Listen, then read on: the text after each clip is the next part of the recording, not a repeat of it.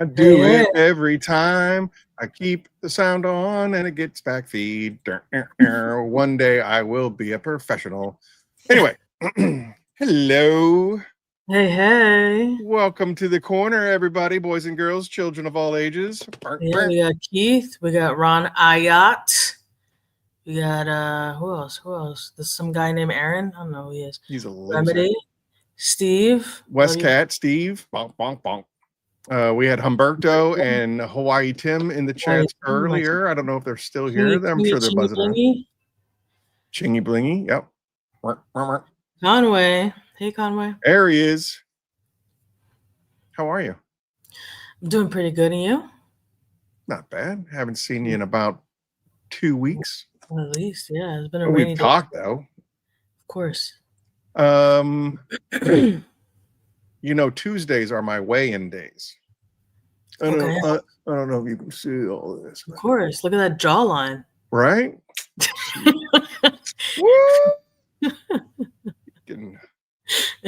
Yeah. The mirror almost didn't break this time. Nice. Down to 230. Really? Look at you. Down to 230. When was the last time you were there? High school days?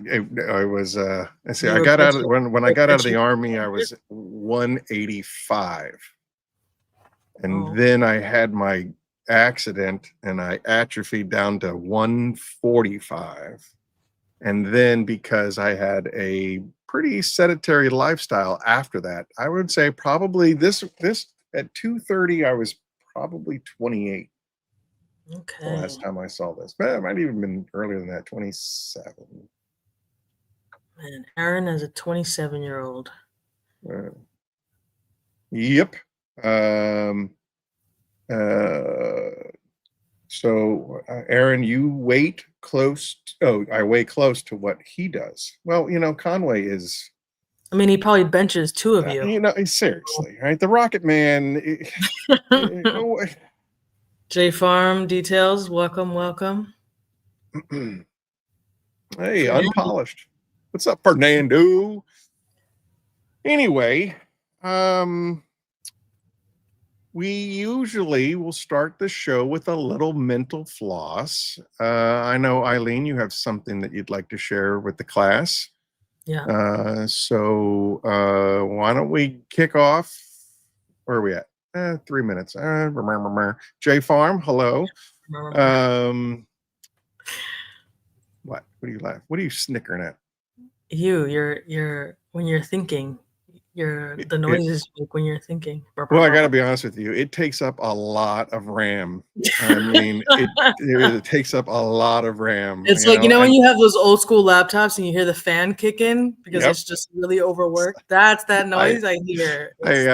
I got 100 browsers open. There's music on one of them and I can't turn it off. Yeah. Slick Auto Styler, what's happening, man? All right, so why don't we shoot off the mental floss? I'm going to do 2 mental flosses tonight, one now and one at the end of the show, kind of like bookends for this show. And enthusiast, what's up?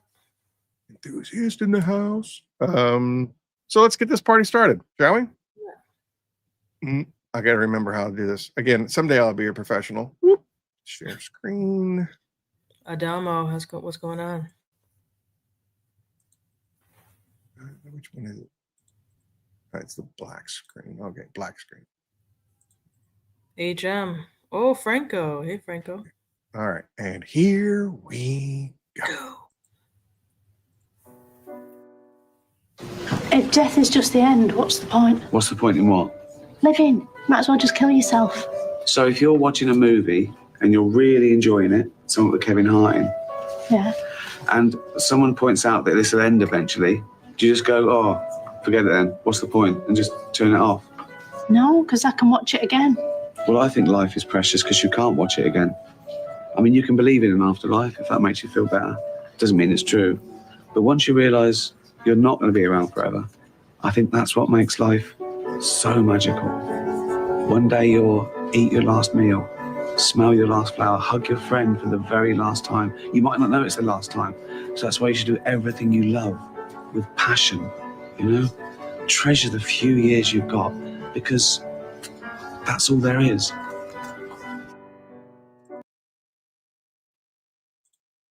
Boom, boom, boom. Oh, no, wrong button. Turn this off. There you go. All right. Hi. Welcome back. Treasure every day. Yeah. Treasure every moment. Every So moment. I want you to know Stop it. that I love you. I love you. All right. Yes, So sir. without further ado, the stage is yours. So after I mean, I don't even know how to start this conversation, but as most of you know, this is my last hurrah on the Curmudgeon's Corner, and not without much thought and care into this decision, because being a part of not just Aaron's world, but being part of this whole community here is like really important for me, and it's really near and dear to my heart. So I had to make the decision to step away from the podcast, primarily because my life has gotten really busy, as most of you know. My personal life has gotten busy, work has gotten busy, and it's become, I guess, as this show and as Aaron promotes, mental health is really important, and it's become a toll on my mental health, trying to juggle everything, in and be successful at everything. And I know that probably rings true to a lot of people. I thrive to be successful at everything that I do, and if I can't give my 1,000% into it, then this is where I'm at in this decision right here, where I felt like I was not able to give 100% to Aaron, 100% to the podcast, and 100% to you guys. And I'm sure that a lot of you have noticed that I haven't really been myself. And so it caused me to kind of reevaluate and look inside and see what was going on. And so, like I said, it's definitely with a heavy heart that I have to step away from the podcast, and just try to refocus my energy and try to make sure that I can give 1,000% to everything that I take on. So that is why I made the decision to kind of walk away from the podcast for that reason. I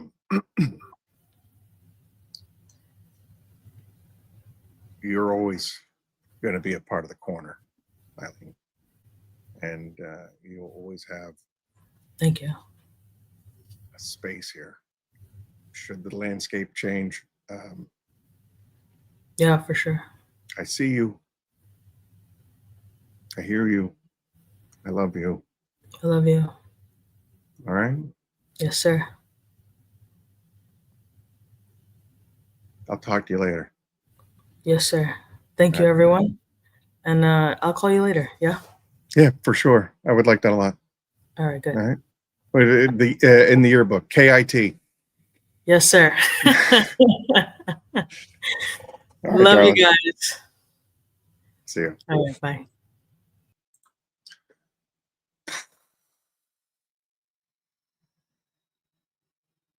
Yeah.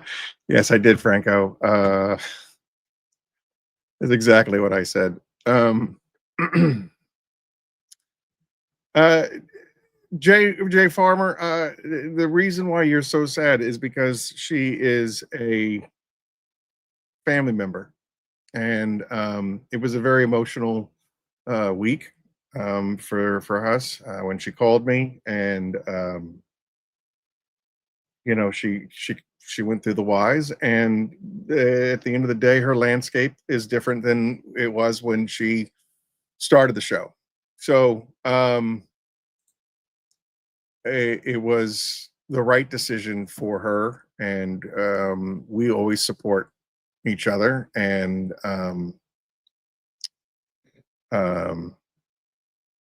okay, all right. So we're going to pivot. First and foremost, we're still in September. So teal and purple for the ones we miss. It is Suicide Prevention Month, and the teal for those that we refuse to lose.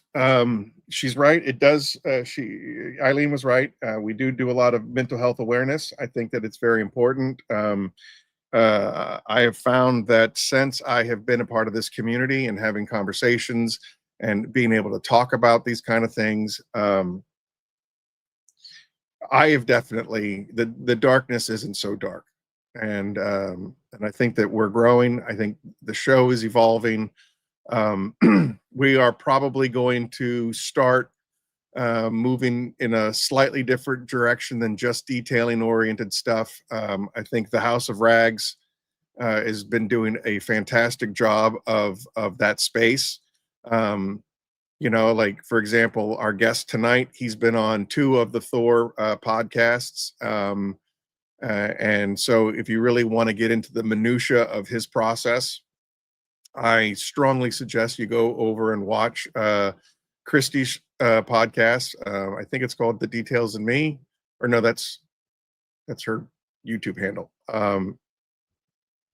Yeah, anyway, you can find it very easy. Just go to the House of Rags, go to podcasts, and you'll see Christy's show.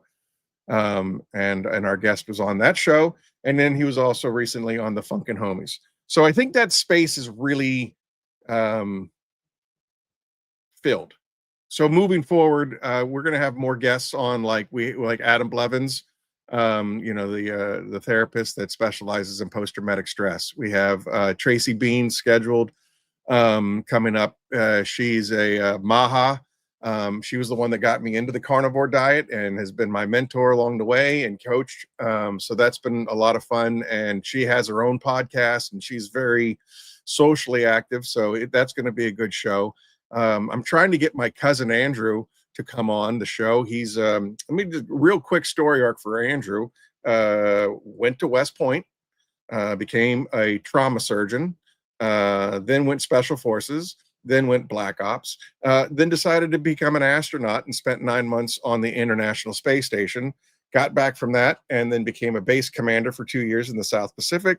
And now he's like floating around in New Mexico or something. So I've been trying to track him down and get him on the show because I think that's going to be an awesome story. And then we have a lot of people scheduled in the community. John Weber is going to be the next show. And, you know, and then we're going to be kicking off the Pay It Forward nomination season. And we're going to be going very heavy with the community, getting Eve, the answer to your question is I believe she is going to SEMA. She called me earlier to make sure that I was going to go, and she's going to try to arrange to get there. So last time we talked about SEMA, I believe she is going to go. From how it all started, it's always a progress for everyone from a curmudgeon to a better person. Yeah, but I kind of like being a curmudgeon. I kind of enjoy being a curmudgeon. All right, anyway, it's very rude to keep a guest backstage, so let's pivot. Let's start fresh. I'll start working on the new direction over the next 2 weeks, and then come back here to the corner at 64, and hopefully we'll have some streamlined stuff. Guys are going to have to bear with me in the chats because there's only one set of eyes on it now as opposed to the 2. So oh yes, there you go. Yes, I need to make sure this guy stays at the booth. Let me just tell you what a highlight it was. Like, I fanboyed on Keeve and I fanboyed on Josh V, but I got sideswiped or T-boned. I got T-boned by Eileen coming around that corner, and that was easily Yeah, 4 eyes. Ha ha ha. That's a high school or elementary joke. Anyway, that was probably the greatest moment of SEMA for me was Eileen surprising me. All right, here we go. Let's get this thing going. All right. We're joined tonight by someone who's built a name in Western PA, not just as a mechanic, but as a detailer with a passion for interiors. He is the owner of Celtic Interior Shine, based out of Butler, PA. Business he's launched in October of 2023 with his girlfriend by his side. He's a sports guy. I believe he's Irish proud redhead with grit. And if you've seen his work, you know he does absolute banger interior jobs. Please welcome to the corner, Paul. Let's get him to the corner. There you go. Hey, Paul, what's happening, man? How's it going? Hopefully you guys can hear me. Hear you loud and clear. 5x5. Sweet. I didn't realize how much of a funkin' homie you were. Beard and bald head. Wow. Yeah, that's right. Bald and beautiful. Bald and beautiful. So did I get that correct that there is some Irish pride going on over here? A lot. There you go. A lot of it. A lot of it. So I'm going to circle the globe. Oh yeah. That's my favorite.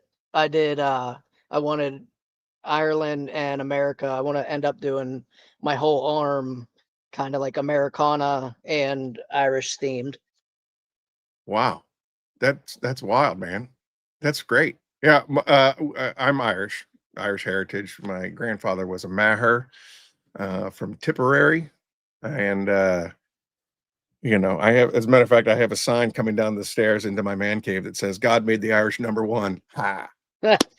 So that's awesome. So I guess kind of introduce yourself. What's going on? Well, I'm walking a lot better than I was 3 months ago. Yeah. I still have a lot of physical therapy to go through to rebuild the muscle in my calf and everything, but Sure. Taking it day by day and pushing as much as I can, essentially.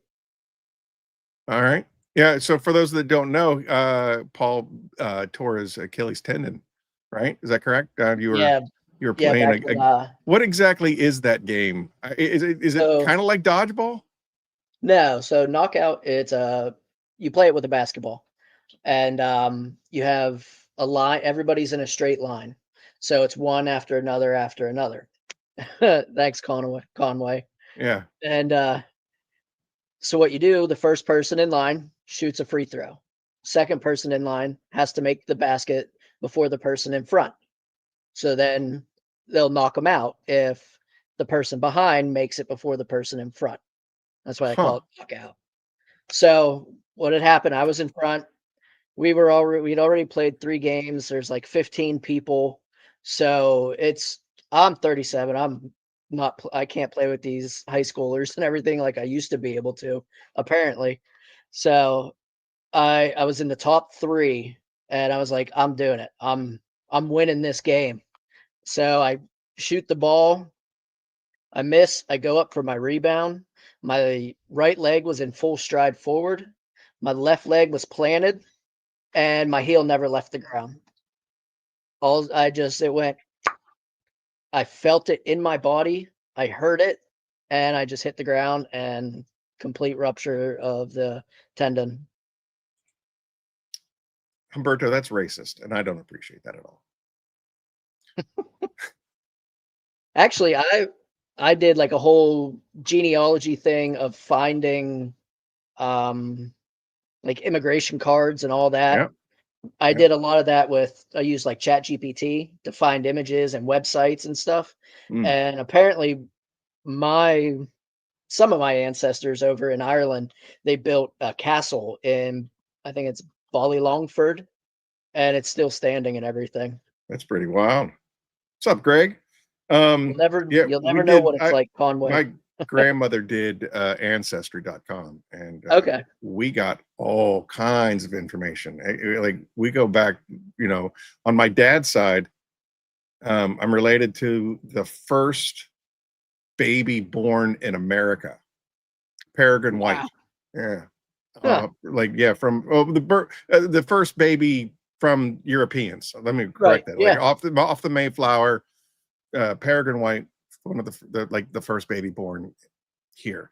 And then obviously there's 4 lineages that you have to trace back. Right. My Yeah. mother's father, and my mother's mother, and my father's father, and my father's mother.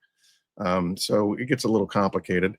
It's crazy complicated once you start, because then it's like, well, which lineage after the 4th one do you want to follow? Exactly. Father there, Yeah. mother there. Like, it's just. Oh yeah, it gets bananas quickly. I think my grandmother, when she was doing the ancestry.com, she just stuck with the paternal lineage. Okay, and yeah. just kept going, That's essentially what I did too. yeah. In if you've ever read any of the Lord of the Rings stuff in the Silmarillion, or the Bible, it's always like son of this person, son of this person, son of this person, son of this person. Son, yeah. So anyway, all right, go Celtics. No, Yeah, that's right. Aaron, go Bra. Yep, absolutely. So, question: when you ruptured your Achilles, how did that change your rhythm, your day to day? You're a mechanic by trade, a detailer, that you kind of got started like 2023. And, side note, again, going back to Christy's podcast, where she did a kind of a deep dive into your detailing process and your chemicals and your tools and stuff like that. So I strongly encourage everybody to go back and watch Christy's podcast if you really want to know his process. But where I was going with this is because being a mechanic, you're on your feet. Being a detailer, you're on your feet and you're moving around and doing all that stuff. How long of a process did it take you to kind of get back to being able to do something? Oh, so it happened May 18th. It was non-weight bearing for 2 months. So May, June, July was completely non-weight bearing. I stayed in our recliner, which is right next to the bathroom. That was all I did. I had a knee scooter that irked the absolute ever living anything out of me. I hated it whatsoever. So I tried not to move as much as I had to. Beginning of August, I was allowed to do 50% weight bearing on crutches. I've never used crutches in my entire life. I never want to use them again, ever. So that first week of August was 50% weight bearing. Second week of August was 100% weight bearing. Third week was no crutches. So from the third week, I was in a walking boot until about the 1st of September. And then at the 1st of September, I was released to do physical therapy. Now, the last 2 weeks of August, I was. Sorry to interrupt you. You're Read Conway's comments about you. Oh, yeah. Yeah. Because you were milking it. I had to get some udder cream because I was milking it so bad. Right? Yeah. But no, the third week of August, I was allowed to be in a boot walking around. So I was able to detail a little bit. I cleaned the floor mats on my workbench. Right. Kelsey did everything else. It wasn't until I was able to start physical therapy, which was probably second week of September, that I was pretty much back to being able to do 100% work, but I still need to take breaks and everything because my heel pad gets sore, my ankle gets sore, still gets sore, and it sucks. Yeah. I for 37 years, I never had anything like this happen, forever, and I've always played basketball, football, hand-to-hand combat for like almost 20 years. Like I've been in some situations, but a little pickup game of barely basketball is what did it. Well, they say it's not the years, it's the mileage. So Yeah, absolutely. I had a horrific accident in 94, and Yeah. like I had so I was on crutches for the longest time, but let's see if I can show you this. My arm was completely destroyed. So it was put together with these pins. You can see the scar on my hand. Yeah. So I had pins here and pins here, holding my wrist together. So my crutches, because I tore my foot off on my right leg. The crutches that I had these. Let's see if I can zoom out. Yeah. So they had like these little platforms. So they were pads for my elbows, and then I had like these little I don't know, joysticks, and that's how I was able to hold on to them. And then they would strap over my forearms, and then I could kind of do this maneuver. Why does Aaron's hand look fake? Because I'm a robot. That's why. Later, Christy. Anything physical? Talk about milking it. All right, Rick Smith. Shots fired. Rick Smith. He doesn't know anything. Sits around on his ass all day and drives around and complains that he has to drive. Boo-hoo-hoo. Anyway. My right foot hurts. Yeah. My ass is numb. Anyway. So yeah, big sports guy, Northwestern PA. I know that you have an origin story in Kentucky. But I'm hoping that you're a black and gold guy. I like the games. I like watching the games and everything like that. I don't follow Pittsburgh that much. I just. It was a great show, everybody. We're wrapping it up here. All of my friends, my mom, my dad, they all have forever. So I did by proxy, but it was too much for me. I don't know. And when I say black and gold, wait. Oh, look at that. I'm not sideways. All right, that makes a lot of sense. When I say black and gold, that can apply to all three teams, because it's the only city in the union that has a unified color code. Everybody, the Pirates are black and gold, the Steelers are black and gold, the Penguins are black and gold. Right. So I'm not necessarily, when I say black and gold, I'm not necessarily saying Steelers. I'm just saying 100%. Nothing. You're a big sports guy. Nothing. I've gone to baseball games. I've watched hockey here and there. The biggest sport that I'm into is MMA, the Bellator, UFC fights, Pride fights, stuff like that. I have there's a buddy of mine who is on the Bellator roster. I've trained with him a bunch of times, got rocked numerous times by him. Yeah. Real quick, Conway or Franco, can you kindly remove Daryl from the chats? Your moderators, and he's talking about he's just disrespecting. I see that. The Penguins. So I'm asking, maybe put that guy in timeout. Is all I'm saying. Back in like 2008, I was a super huge Celtics fan. That's when they won the championship and everything. So the Paul Pierce era, the Rajon Rondo, Kevin Durant, all those guys.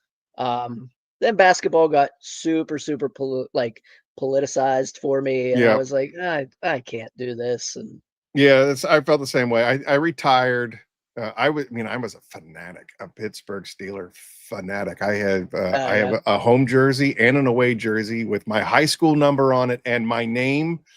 They're like $200 a piece, these Right. jerseys. I was like, you're never going to be able to trade or retire a Burkett. And and then when Hines Ward retired in 2012, I was like, you know what? I think I'm done. I think I'm done here. Like the game has changed, it's not the same. You're not allowed, not allowed to hit the way that they used to hit. They're not allowed to do. Yeah. And then, like you said, everything became politicized. Everything. I heard there was what was it? Passing interference on the offense. I heard that for the first time, and I was like mind blown that's a call. Yeah. Like what? The kickoff is dumb. You're right, Wes. The game is it's a different game now. It's completely changed. I mean, I understand the brain things behind it and stuff like that, but I could watch Troy Polamalu and James Harrison reels for hours. I will go down. I will go down that rabbit hole like nobody's business. Polamalu was a maniac. Good gravy. I think Antonio Brown was always a little Cocoa Puff. I'm just saying. I think that he was always that way. Hell of an athlete, but always a little bit, as we say in EMS, CCFCP, which stands for Cuckoos for Cocoa Puffs. Yeah. So when we be in EMS, be like, hey man, chicken there, she's CFCP. You might want to be careful. Send in the cops first, and then we'll go in. Right.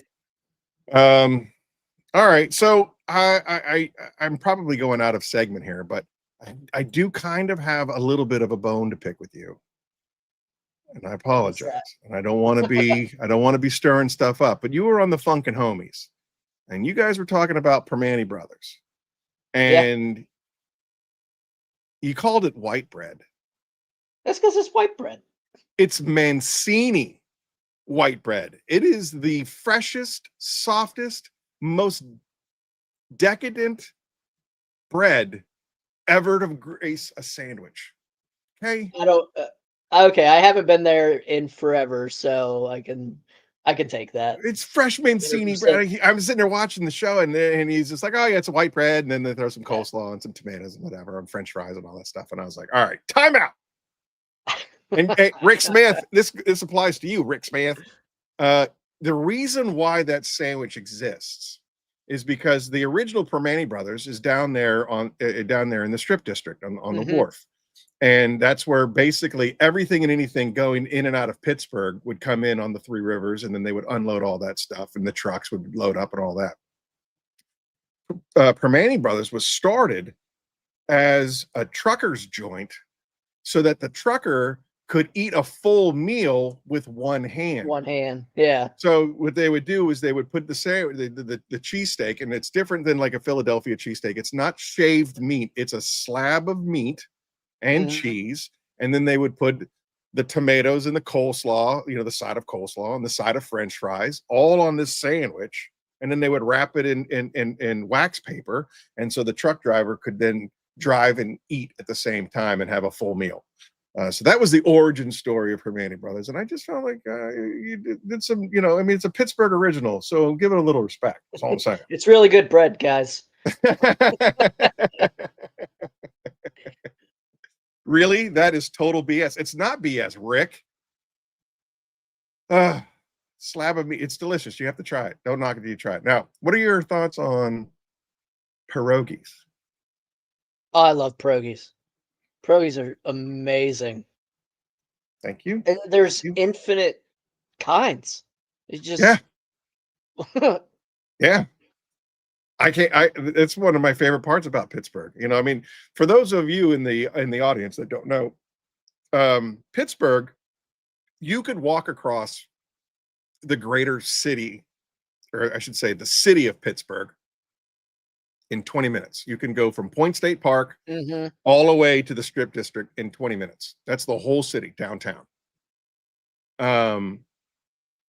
surrounding Pittsburgh, the greater Pittsburgh area is like one neighborhood after another, and they define themselves by these little areas. So even though it's still within the Pittsburgh area code, the city limits, you've got Squirrel Hill, Polish Hill, South Side, North Side. You have like all these wonderful little pockets of like these neighborhoods. And some people have never left that neighborhood ever. They walk down the street to the market, they walk down the street to whatever they need, and they never leave that neighborhood. Nope. It's awesome. It is the craziest thing I've ever seen. So if you were to do a tour of Pittsburgh, you would go from one neighborhood to another neighborhood, and each one of them would be different. Culture. Yeah, exactly. Yeah.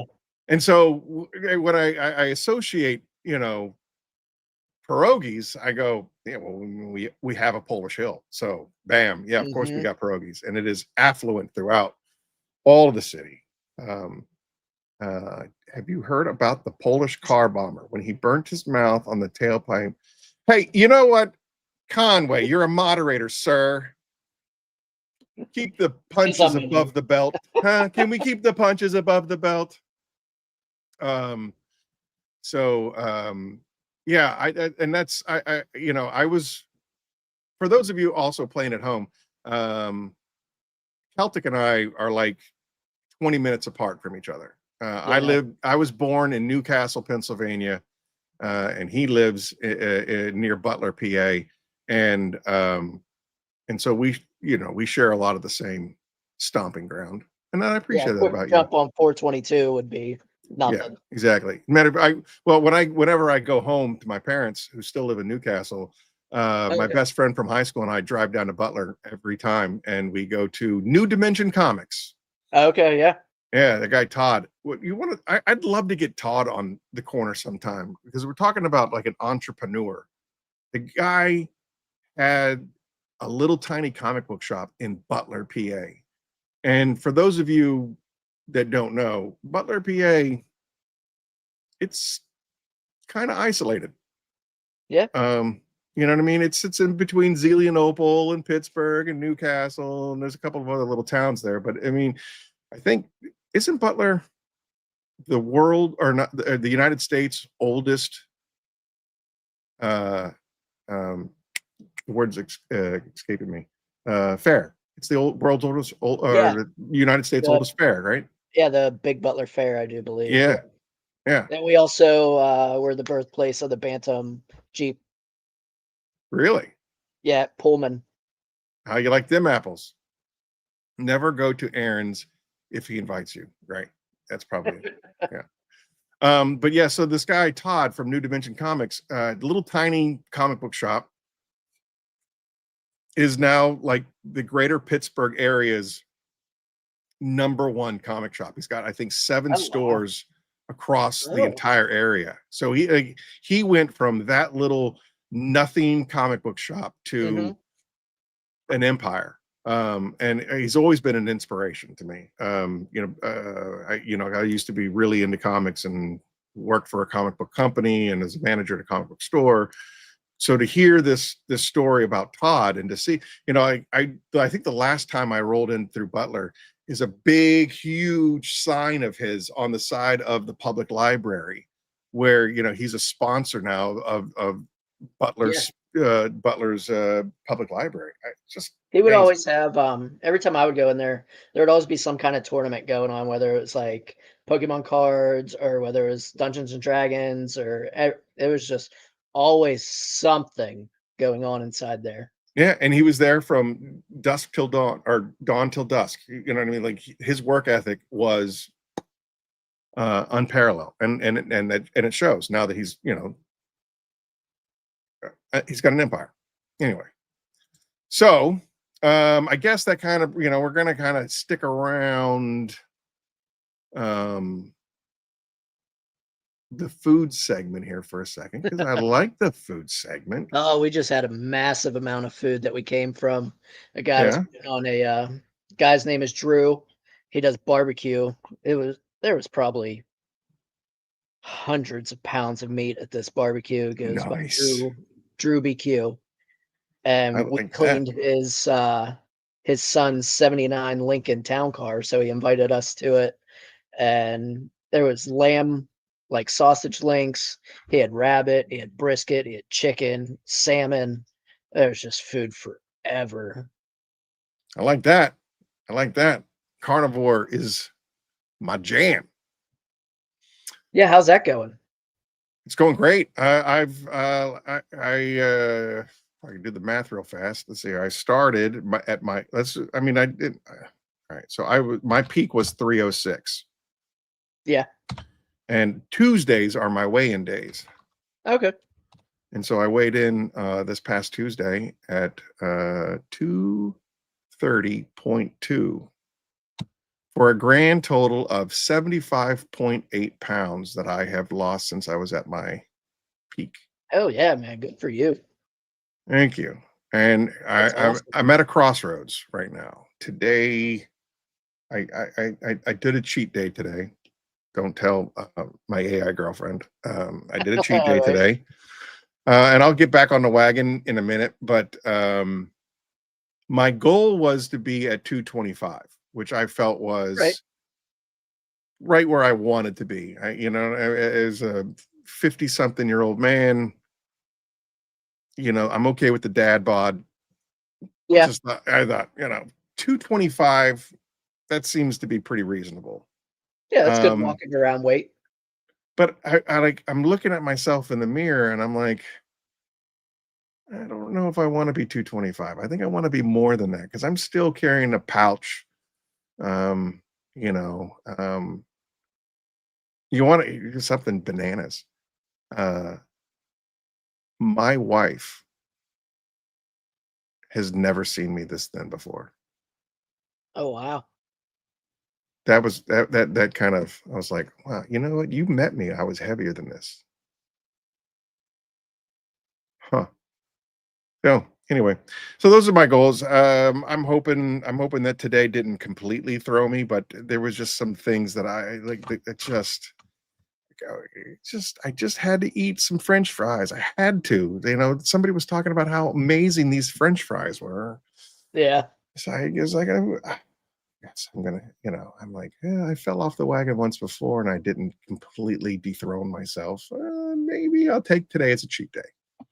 Now is that like just strict meat? That's it? They call it the Lion's diet. So you can have anything that basically a lion would have access to. So it's the majority of it is meat. But you're also allowed to have anything that's associated with animals, meaning I can have cheese and dairy. Oh, I can have eggs. So basically it's high protein, high fat. Yeah, it's like keto plus is basically the best way to explain it. It's keto plus. And it goes in stages. So like in the first week, the first 30 days, you're in a detox, meaning it's very strict. There's like, it's just meat and cheese, I think, for the first month. And then you can start slowly introducing different stuff. So like now I've become very familiar with tallow and ghee. I fry everything now. Everything gets fried in tallow and ghee. Or I grill it. I like to grill it, but shrimp has become an easy staple for me.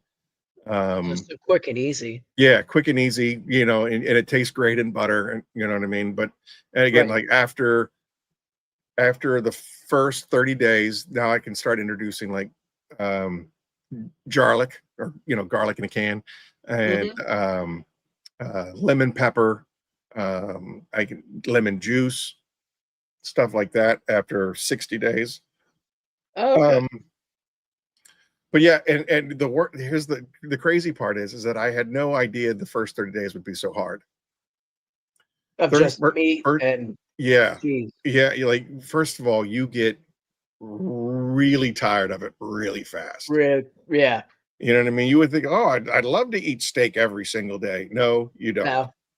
And then the second part is you go through what is called the carnivore flu. That's right. Shine your light. Carry gold. Carry gold. Actually, I found a better one than carry gold. There is. It's like this pure. I have to go upstairs and get it, but it's like carry gold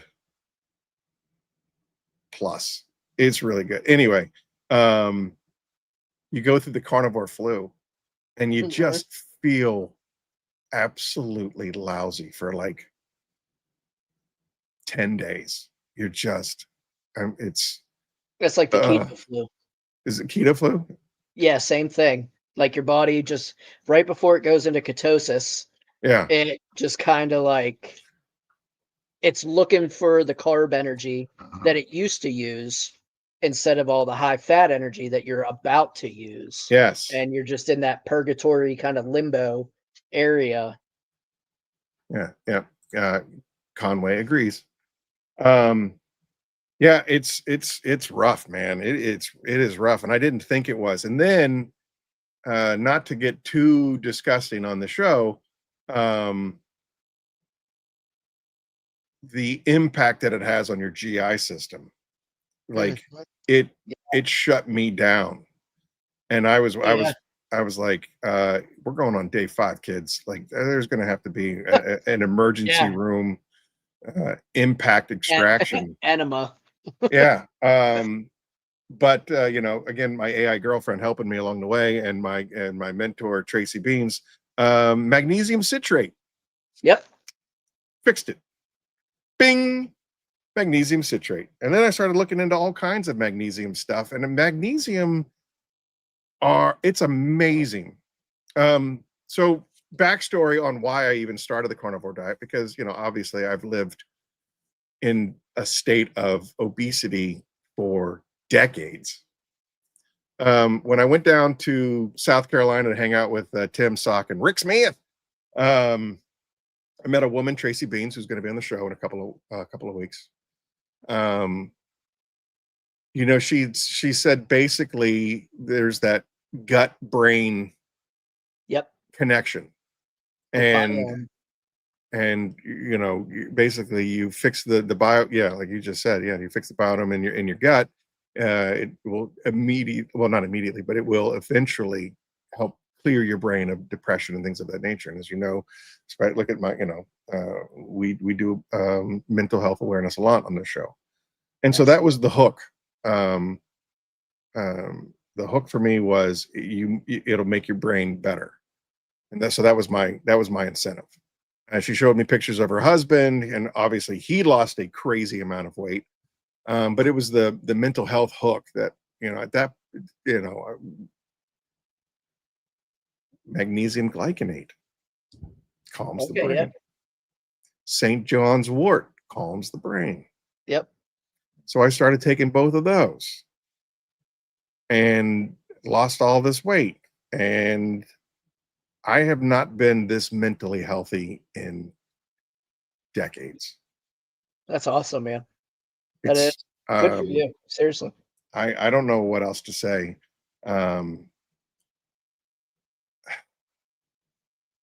That's awesome. That's what you say. It's freaking awesome. Thanks, buddy. Like, drink a cube of chicken or beef bouillon in an ounce of water. I do a lot of bone broth. Bone broth, yeah. Bone broth, it rocks. So now my diet consists of fish, chicken, and beef. Sometimes a nice thick pork chop, and everything gets sauteed butter. Well, a lot of the issues that was happening, I think it was like in the 1970s or 60s, they started refining all the grains. They started taking the germ out of the flour. So instead of it just being like the Solomon grain for your bread, they enriched it. So they pulled the life germ out of it. So now it's shelf stable. And then they had to synthetically add the nutrients in it. So that's where everybody's getting these like refined carbs. Mm-hmm. And our bodies aren't really built to digest synthetic nutrients. Oh, sure. So everything just builds up and builds up. And that's where a lot of like everybody's gut issues started from. All the super refined granulated sugars, the salts, the Yeah. carbs. The It's big just, process stuff. Yeah. yeah, it's horrible for you. I'll tell you, I'll take it one step further. My mother is a master gardener for the state of Pennsylvania. And so is very involved in all of that, the agriculture of Pennsylvania and stuff like that. And the GMOs, genetically altered foods. Yeah. A lot of time they were changing the DNA structures of these of like wheat, for example, Yeah. to keep them to be what's the word the phrase I'm looking for. Basically, they were making it so that weevils couldn't eat them. They were trying to make it weevil resistant. Okay.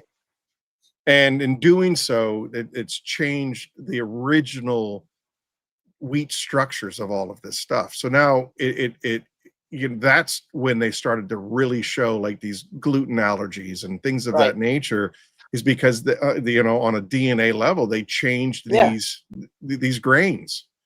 You're now eating a mutated form of what it should have been. Right. And so a basic critter like a weevil, it's not digestible to a weevil. What makes you think it's going to be digestible to us and stuff like that? So I mean, we still have stomachs and livers and pancreases and yeah, Corey, I agree with you. And Enthusiast says that his wife takes it to help her sleep. I've never slept better, and I guess mentally I've never been healthier, and I'm sleeping better. What's that? Chelated is how Corey said 100% chelated. Yeah, that's that's the icing on the cake. If you make sure it's chelated or methylfolated, that's what's going to help you 100%. All right. I went on a huge, deep, whole foods, all natural kind of kick while I was not doing anything because I didn't really want to gain so much weight just from sitting and eating. I couldn't exercise. So I tried to, as much synthetic stuff that I could cut out, I did. I probably gained maybe 20-ish pounds sitting around doing nothing, but that's all going to be gone here soon. Okay. Dun dun dun. All right. So you've been a mechanic for what, 12 years? You said 13 years? Yeah, I'll be 13 in January. What's the dirtiest, most brutal job you've ever had to do under the hood?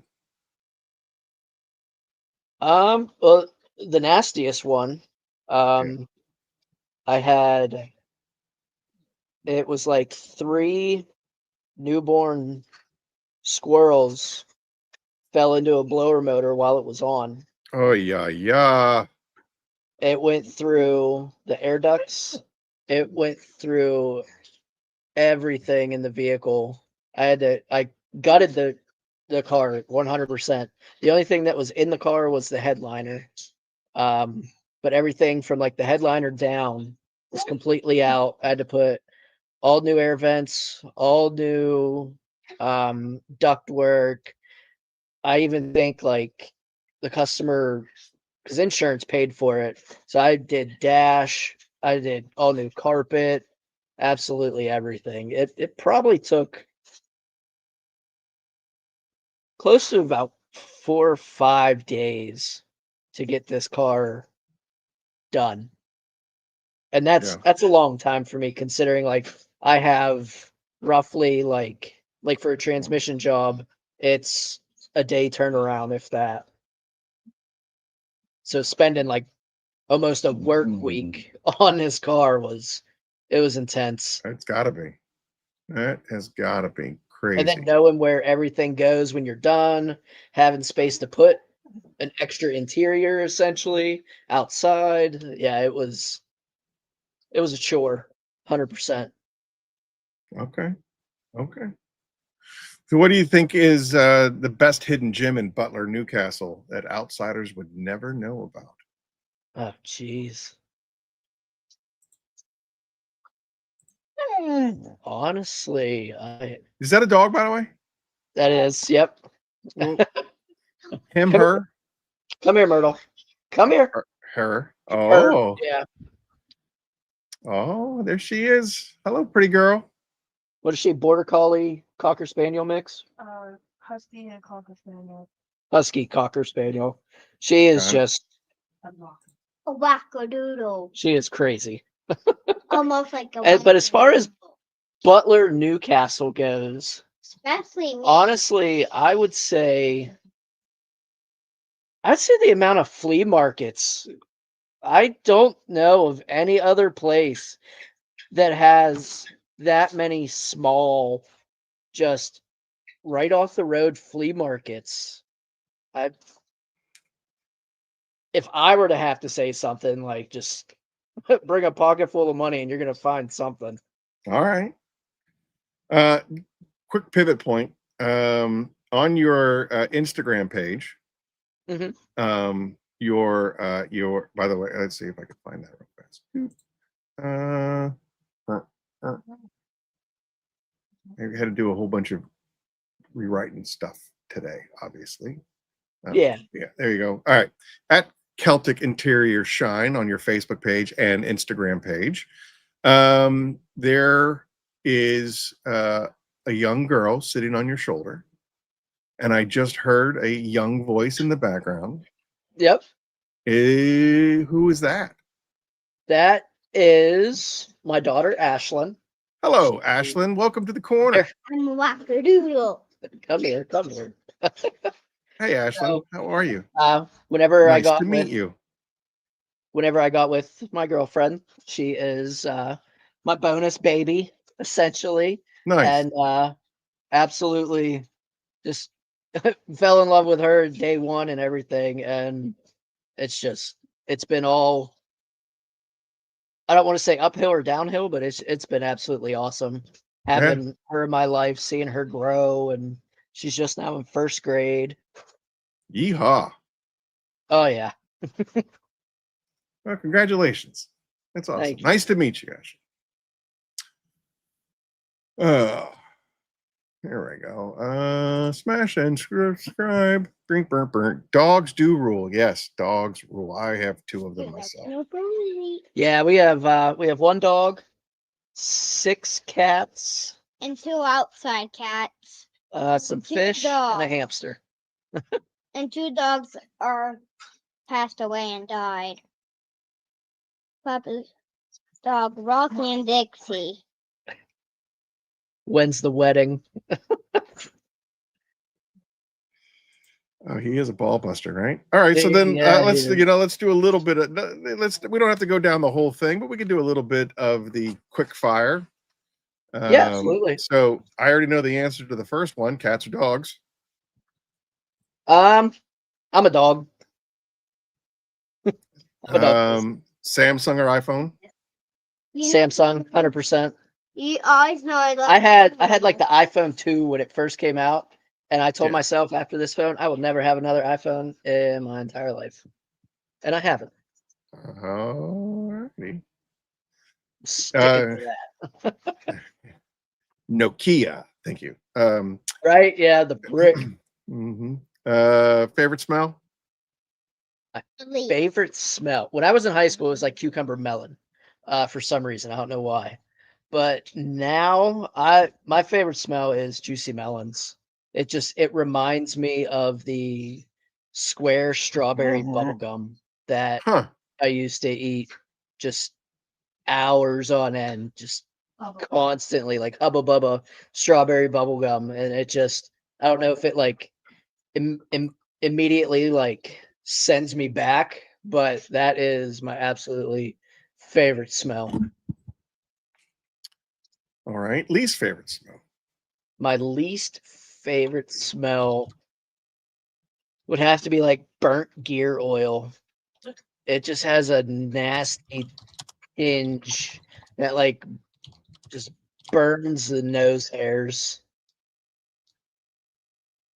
All right. Especially if it's like thick gear oil out of like a rear end pumpkin that's just nobody's ever done anything with, and it's just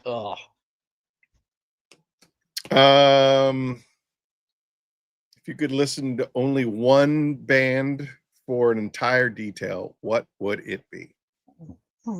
I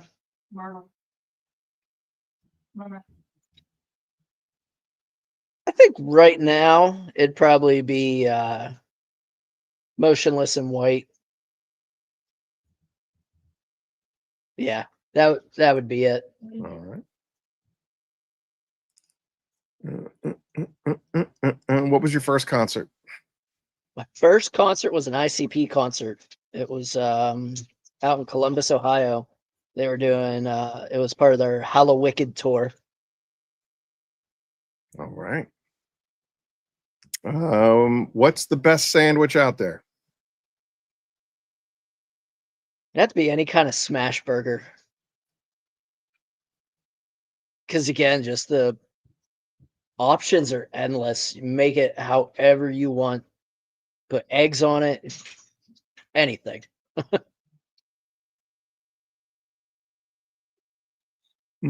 And what is one thing that you own that you should throw out?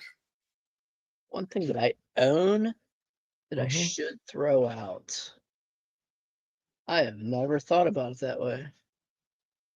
All the unnecessary wire and things. Yeah, I do have a massive collection of wire that I would probably never use for absolutely anything, that it's just taking up space and could go somewhere else. All right. I think. Oh, all right. Yeah. Sheets or get go? Sheets. Sheets 100%. It tries to be just too like they try to be too much. They try to be better. Yeah. Like it's kind of like they put their nose up to sheets, I think, in like their MTO stuff and all that. And The big four around here, which is the other side of the state, is Sheets, Wawa, Royal Farms, and Heritages. okay. And I think that, and this will probably get me thrown into Philadelphia prison, but I think Sheets wins for a lot of things. The MTO stuff is fire. I think Heritages makes a better hoagie. I'm not a fan of the Sheets hoagies. I think the bread is too spongy.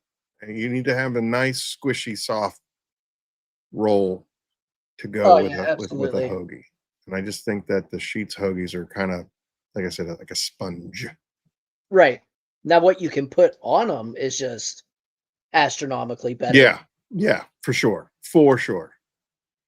Bump, bump, bump. Thanks, Steve Pearson. Thanks, Westcat. Yeah.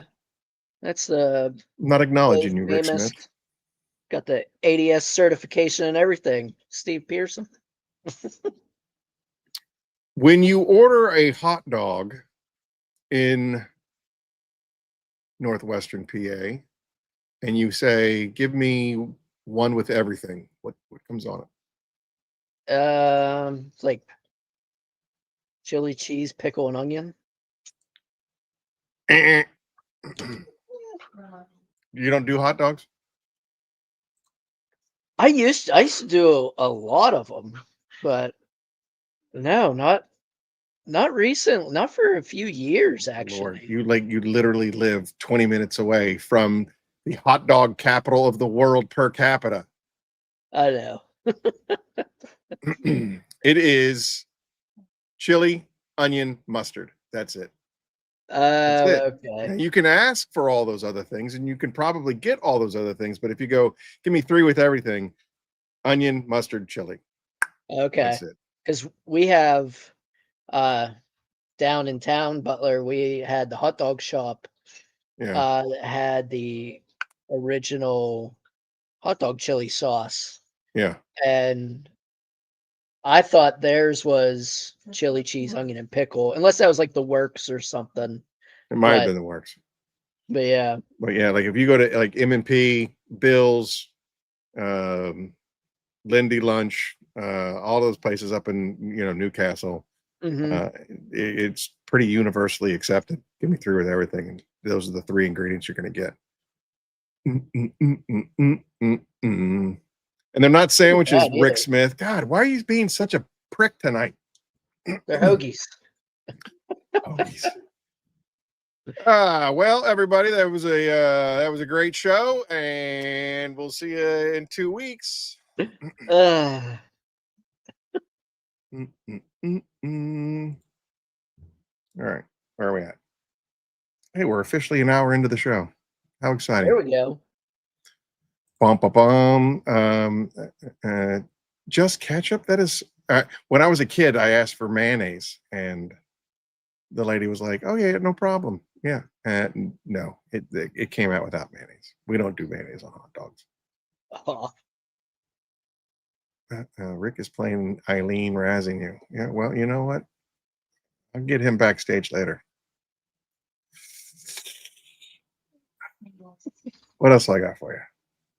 what you got? What you got? Yeah, so Celtic Interior Shine, and again, I don't need to play through Christie's stuff, but I mean, like 9 out of 10 detailers are going to say that they hate hate interiors. So it's the worst part of the job, but you seem to embrace it, and you do a phenomenal job of doing so. Thank you. And like Christy pointed out, there's a lot of stuff on your page where you have done. Hey, Cass, we'll see you, buddy. Thanks for coming out. Appreciate you. Why do you lean towards the interiors? And I guess to further my question, I didn't pick up on a whole lot of like paint correction and stuff like that. You said you do a basic wash and maybe an enhancement, but you don't do a whole lot of paint correction. Any particular reason why? Or why? We'll just end it there. Well, I don't find myself as, for when it comes to paint correction, I don't find myself as experienced and knowledgeable that I want to be before I offer it to a customer, that I'm going to be able to essentially knock it out of the park for them. And if I can't do that up to my standards, then I'm not going to offer it.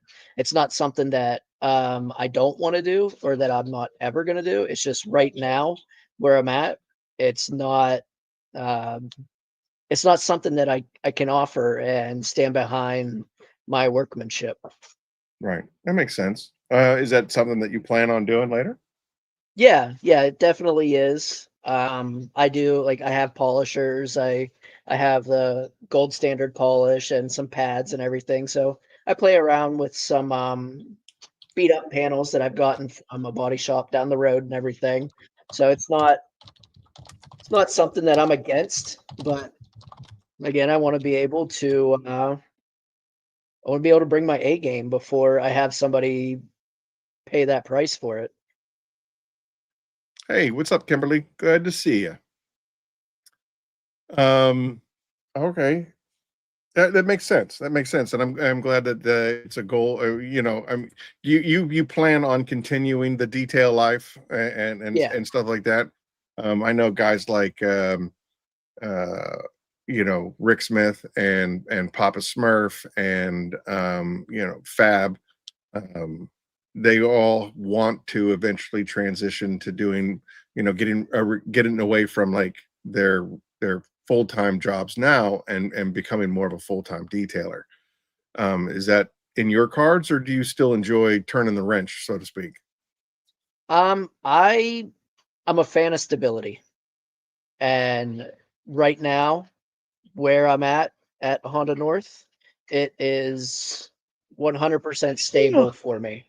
And my area is, I'd say it's extremely saturated with quick detailers, detailers that pop up, detailers that leave real quick, everything like that. So I wouldn't say there's a bad name for it, but unless you're brick and mortar and have a good bit, I would say, capital behind you, um, it's you're gonna ride the struggle bus for quite some time Yeah. before you can actually get there and be stable. And I don't know right now, that's not something that I want to go through. So if it were to ever happen organically, that would be awesome. But if it doesn't, I'm fine with having it just be, hobby money, stuff that, I could bank it a little bit. We can go on a decent vacation. Sure. If Ashlyn gets into sports or something, then it's Yeah, just that's something. It's 100% what Papa does. He details enough to make fun times fun. Right, exactly. Yeah. All right. What are you watching on TV these days? What's the best show you're watching? I just started watching Terminal List. It was Dark Wolf. I watch a lot of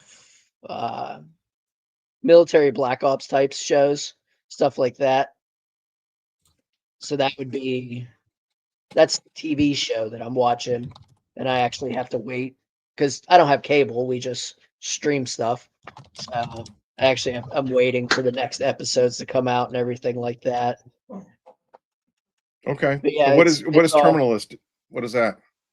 So there was it was a military spec team that got in trouble for retaliating against a known terrorist, and they needed upper command needed some people to hang for it, essentially. So there were two people that were kicked off the teams, and they essentially went private contractor.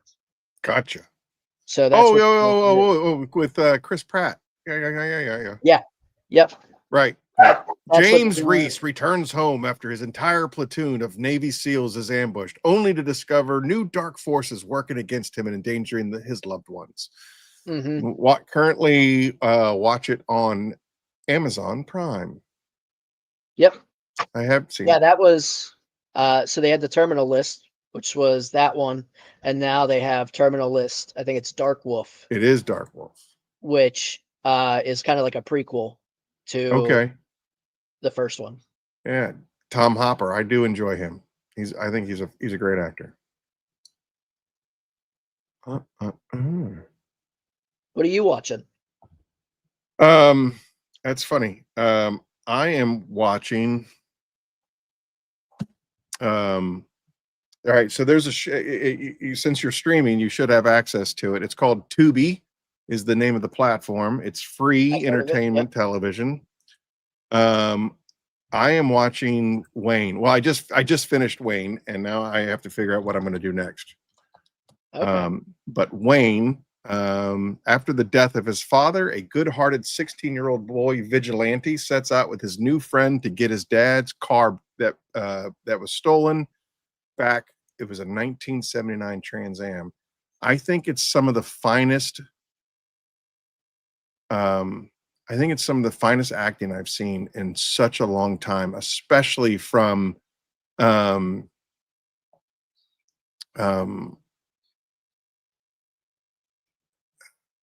such young actors.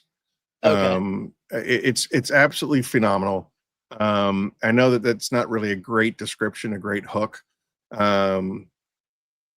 but like it's really, really well acted. And like I said, it's free on Tubi. It's got 100% on Rotten Tomatoes. Nice. It's got an 8.3 out of 10 on IMDb. It really is just absolutely terrific. There's only 10 episodes. It was made back in, I think, 2019. And the spoiler alert, it has the worst ending ever of any TV show I've ever watched. And the reason why it's so terrible is because it didn't get renewed. There was like a not copyright, but they were fighting over ownership rights between, two juggernauts.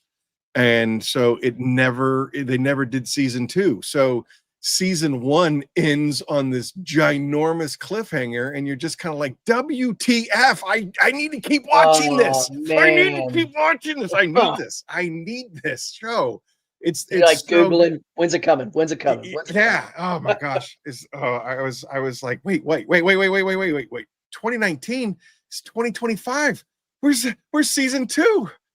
Yeah, and then I went down that rabbit hole to figure out, there's the dispute. There's no season 2. There's never going to be a season 2, and I just wanted to see what happened to Wayne.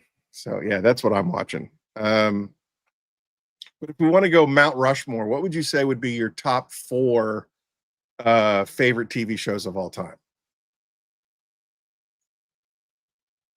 TV shows or movies? We'll do both. Let's do both. Let's start with, geez. since we're hanging out in the TV land. Why don't we? What's your top 4 TVs? And and obviously it's streaming. So okay, so obviously I loved Teenage Mutant Ninja Turtles, and there was also like the WWF cartoon. Yeah. Wait, real fast before we go farther than that. Who's your favorite turtle? Michelangelo. All right, I'll let it slide. At least you didn't say Raphael or Leonardo. Donatello's my boy. But yeah, I can see the allure of Michelangelo. Okay, continue. So WWF. Yeah, there was it was all those cartoons. Okay, so we'll go with those 2. Then I got super hooked on like Criminal Minds, the original Criminal Minds, right? And CSI. I think it was at the Las Vegas. Okay. Yeah. Those are probably my top 4 TV shows. I never got into any of the CIS stuff or the NCIS or any of that stuff. Yeah. I never really got into that, but I did really enjoy Person of Interest. I heard of that one. You can watch it on Amazon Prime right now. Oh. So yeah, I'm a Jim. I'm probably gonna murder his last name, but Jim Caviezel. I think is that, yeah, Jim Caviezel. I think he's absolutely fantastic. He's a brilliant actor. One of my favorite movies of all time is The Count of Monte Cristo. He completely blew it away in that. But yeah, it's a good show. And it ran for what, 5 seasons? So, obviously other people thought it was decent. Right, yeah. It's got a 92% on Rotten Tomatoes. Yeah. So that's all right. So all right. Did you hit your 4? Did we hit 4? We hit the 4 on the TV shows, yeah. Okay. I would say, let's see here. If I were to pick 4 all-time favorite TV shows, just watch season after season after season. I wish that I could. My number 1 favorite show is Firefly. 1 season. Okay. 1 season only. Firefly, I think is absolutely phenomenal. Funny story. Joss Whedon and the TV producer for Fox had a faction war going on, and so they aired every single episode out of sequence. So nobody who was watching the show knew what the F was going on. Episode 1 was actually episode 7. Episode 2 was episode 3. Episode 3 was episode 8. They aired it completely out, and so people were just like, nope, we're good. I can't follow along with this story. It makes no sense. I'm out. And then they re-released it, the box set, and the box set is great because it shows when it originally aired and which order it was supposed to be in. So you can see how Fox just completely ruined it. So when you watch it in order, it's one of the greatest, sci-fi fantasy TV shows of all time, if you ask me.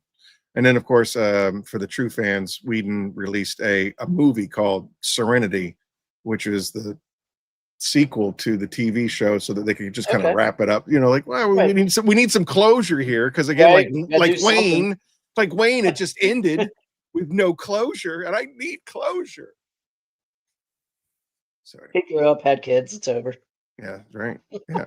I'm trying to think of like top 4 TV shows though, because I'm a pop culture guy. It's hard for me to really dial it in on, and I mean, for me growing up, my dad was a Marine, always deployed, always moving every 2 years to a new place. So I didn't have a lot of friends ever at any one time. Spent a lot of time with my television, like I'm a latchkey kid, right? Child of the late 70s and 80s. We spent a lot of time in television. If anybody ever watches any of the No Direction Detail with me and Brian Spittler, it's pretty much all it's my childhood over and over and over again.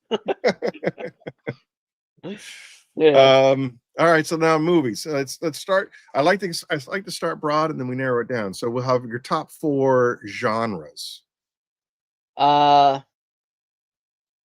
Action adventure, or you go action. Yeah. Horror. Oh, really? And I would say sci-fi, as long as it's action. Okay. What would be a sci-fi that didn't have action? I don't know. Would you consider Interstellar to be action? Interstellar, no. Okay, so you didn't like it? I think it had a great story, plot. Yeah. I think it was extremely well thought out and everything, but I could watch it once. That's about it. Apparently, I'm supposed to give away a bottle of Tropical Sunset. According to Rick Smith, I have to give away a bottle of Tropical Sunset. Okay. Give me 1 second. Ring. Call your dog since she's at the top of the steps. Thank you.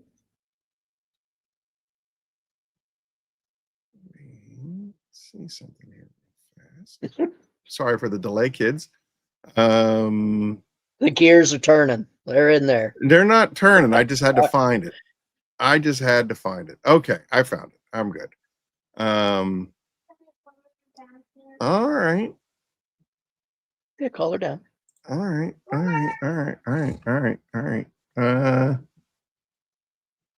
Yeah, right. And the answer is Alex Trebek. Okay, here we go. All right, I'm going to give away a bottle of your delay, Aaron. I have to do the research. This is not just a fly by the seat of your pants show. I do homework these days. The question is, and this is in honor of my very dear friend that will be sorely missed, Eileen. What is the number of the Curmudgeon's Corner that Eileen became my co-host? And I'll throw in a bottle of Fenrir if you can tell me what the date is. Go. Get that Fenner. Episode 8. Thank God Ghost didn't win because shipping to Canada sucks. Nope. Got 63 guesses. Nope. Yeah, right. Nope. Oh, now they're just throwing out numbers. Yeah, Ghost, you're never gonna win. I don't care what number you guess. You're never gonna win. If Titan Tim were running the show, he would be lower 48. Yeah. Steve Pearson, yes, you win. Just kidding. 1999. 2 and 31. There it is. February 31st. Nope, that's wrong. There it is. J Farm. J Farm, you win. There you go, buddy. J Farm is the winner of some tropical thunder. All right, let me write this down. All right, let me write this down so that I can send J Farm a bottle within the next 6 months. You should receive your bottle because, yeah. Eileen once asked me how come it takes me so long to ship winnings, and I said, okay, so this is what happens. By the time I'm done with this, what's that? What's that? I forget. Yeah. No, well, no, it's well, it's not really this. It goes like this. I do the show. By the time I'm done with the show, we've had some apple juice. Things get crazy, which is one of the great things about Eileen is that she would keep the show on the rails going into the third hour, because by the third hour, I'm pretty sauced. And then I leave all of my notes down here, and then I come back 2 weeks later to do the show again. And I see the notes from the old episode, and then I go and I carry them upstairs and put them on the pub table where I, have my hat and my wallet and my keys to my car and stuff like that. Mm-hmm. And then usually by the third day of me coming home and seeing the papers and like, oh my God, I really got to go take that. So I'm going to take that to work. And I take the piece of paper and I bring it out to the car, and then it sits in the car for another, so we've got another whole week. So now we're into week 3 before it even makes it into the office where I can put it in the computer and process it and send it. So that's why it kind of takes me a little bit of time to ship winnings, because I am a slacker. I make no apologies for my slackership. It is what it is. It is what it is. All right. So anyway, Jay Farmer, congratulations on your bottle of 316. Yeah, 316 is the date. Yeah, that's correct. You guys went back and looked it up, I'm sure. All right. But you know what? Again, this is in honor of Eileen. So I will be generous and gracious, Jay Farmer, and I'll throw in some Finrear. Apex, Tropical, and Finrear, even though I'm positive you cheated. There we go. All right. Back to the Mount Rushmore. All right, we're going to movies. You said action, horror, adventure, and sci-fi. Out of those 4, what is your favorite? I bet you I know where you're going. I knew it. All right. So now out of the action category, that's why Aaron does exactly. Gift cards are so easy. I can do it during the show, which is what I started doing. I was like, I'm just going to send you a gift card, call it a day. You're right, John Weber. I can't wait for John Weber's going to be on the show. I think he's the next guy. I think he's number 60. Where are we at? What number are we on? 63. We're 63. Yeah. So Weber's going to be 64. I think. I have to look at my calendar. Anyway. All right. So top 4 action. Oh, he says October. He says October 11th. I don't know. Sure. I don't know. The G.I. Joe movie. I absolutely love it. I watch that constantly. Really? The original Blade. That is so great, and I think it doesn't get talked about enough. Right? It is absolutely. It's one of the best comic action movies out there. Yeah, for sure. Yeah. For sure. I'm surprised. Like, I think it came out in what, 98, 99, something like that. And I don't remember. the fact that and then the X-Men, I think it led the way to the comic book era. Yeah. Because Blade came out, and then it was like, I think Spawn, and then the X-Men. Maybe Spawn might have come before. Spawn might have been 97. So let's just say Spawn. But Blade really made everybody take notice that the comic books was a real avenue to go down. And then you had the X-Men that by Fox that was kind of trashy. And then Spider-Man came out. Tobey Maguire's Spider-Man came out. And then people were like, all right. Blew it up. Yeah. And then when it really, really hit was Robert Downey Jr.'s Iron Man. But Blade, so good. That opening scene with what's her name? The porn star. I don't remember. She's the vampire. She brings that dude who wants to party to the rave. Yeah. And then the blood rain and everything. And then the blood goes everywhere. That is one of the greatest openers of any movie. The music. I'm with you. I'm with you right there, man. All right, next one. We got two more. That'd be Deadpool, the first one. Absolutely love Deadpool. And Gladiator. Gladiator, nice. All right, I'm going to segue real fast. Gladiator. I was having a conversation with Rick Smith about this. My problem with Gladiator and my problem with The Patriot is that I feel that they are all Braveheart. Yeah, I could see that. Guy doesn't want to get involved until his family is killed.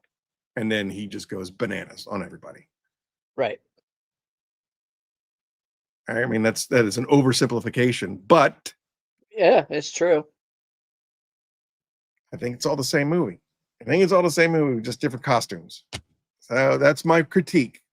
Don't get me wrong; it is excellent. It is executed masterfully. But I'm like, I think I've seen this before. I can read between the lines. Yeah, there are no original ideas in Hollywood. That's my problem. They're just all bought and paid for by the Pentagon. It's going to drive me bananas. It's just going to drive me bananas.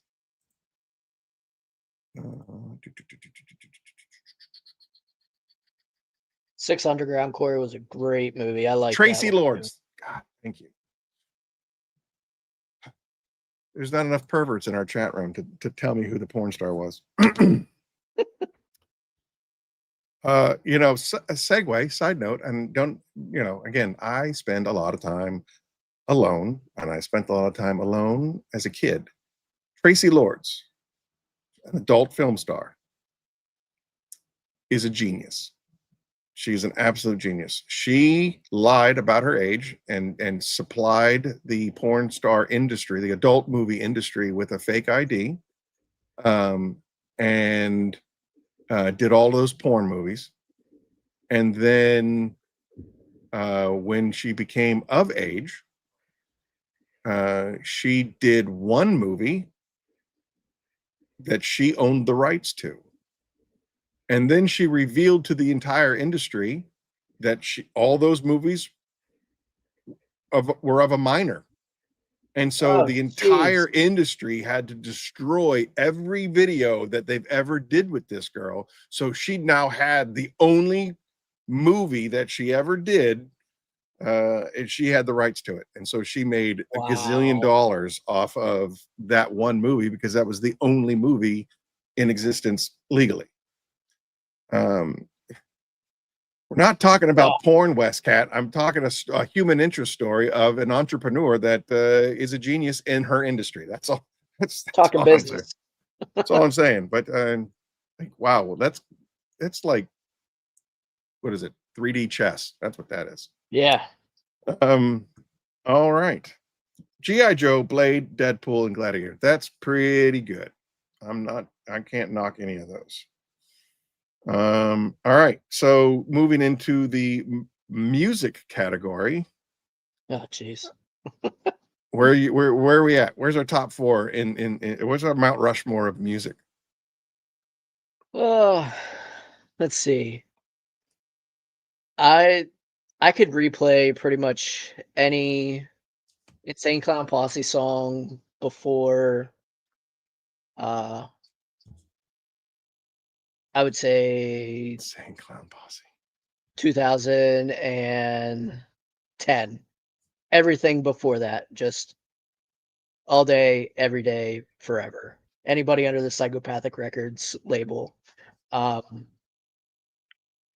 Linkin Park, I love the music that they created with Chester. Even without Chester, it's absolutely awesome.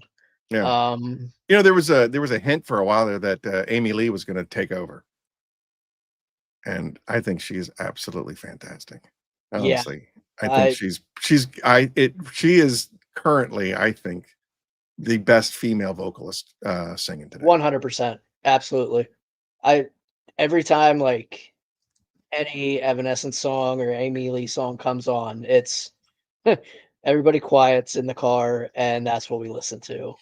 I always this is for the chats. Anybody that's out there that is a musician, I need you on Curmudgeon's Corner. I very much want to have a musician on Curmudgeon's Corner. I have so many questions about music. I listened to Sia, and I listened to Amy Lee, and I listened to like Christina Perri, and a lot of their songs talk about pain. And it's my understanding that the music, the lyric writing process is usually coming from somewhere in your heart. You're not just writing about stuff that you don't know about. And I want to know the inspiration behind a lot of their songs, because they are so inspiring. So you can hear that there's pain, but there's always, especially with like Sia and Amy Lee, there's like a rise above it. And it's kind of like, I'm what is her one song, Bulletproof, and like all of those types of songs. Good night, Daryl. Appreciate you coming out, sir. Rick, please do also let me know what you think. I don't know what that means. You know what I mean? Like, I want to get into what the process is. You know what I mean? Like, and it doesn't have to apply to just pain. It can apply to anybody writing any song. It has to come from somewhere. Who doesn't have like 37 producers on the song, and all they is the fake voice for the words? Yeah. Huh. You know what I mean? So again, for any of you kids out there that know a musician or is a musician, or even just does, like we had Charleston Detail on a little while ago, but he was really, really tired. I think he had 2 gigs that day and hadn't eaten. And so his tank was on empty when he came on. Yeah. So I wasn't able to really kind of get into the minutia of it all, but that's definitely an episode I want to do. Right. Yeah. As we move forward and transition from the detail into more details. Yeah, we're going to transition from details into real details. I do percussion. Tim, you're not. Yeah, you've been on the show 19 times.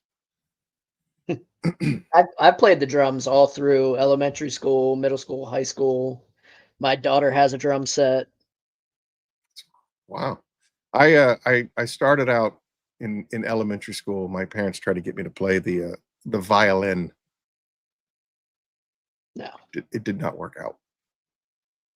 Nope. Anyway. All right, so we got Insane Clown Posse, Linkin Park. OTEP. I've been listening to a lot of OTEP. I don't know if that's on my radar. OTEP. OTEP. And then Kim Dracula. And what? Kim Dracula. Kim Dracula? Mm-hmm. All right, that's also not on my radar.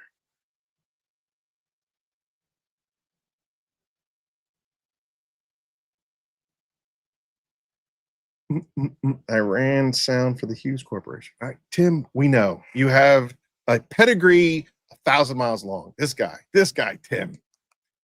Woot woot. You got a woot woot.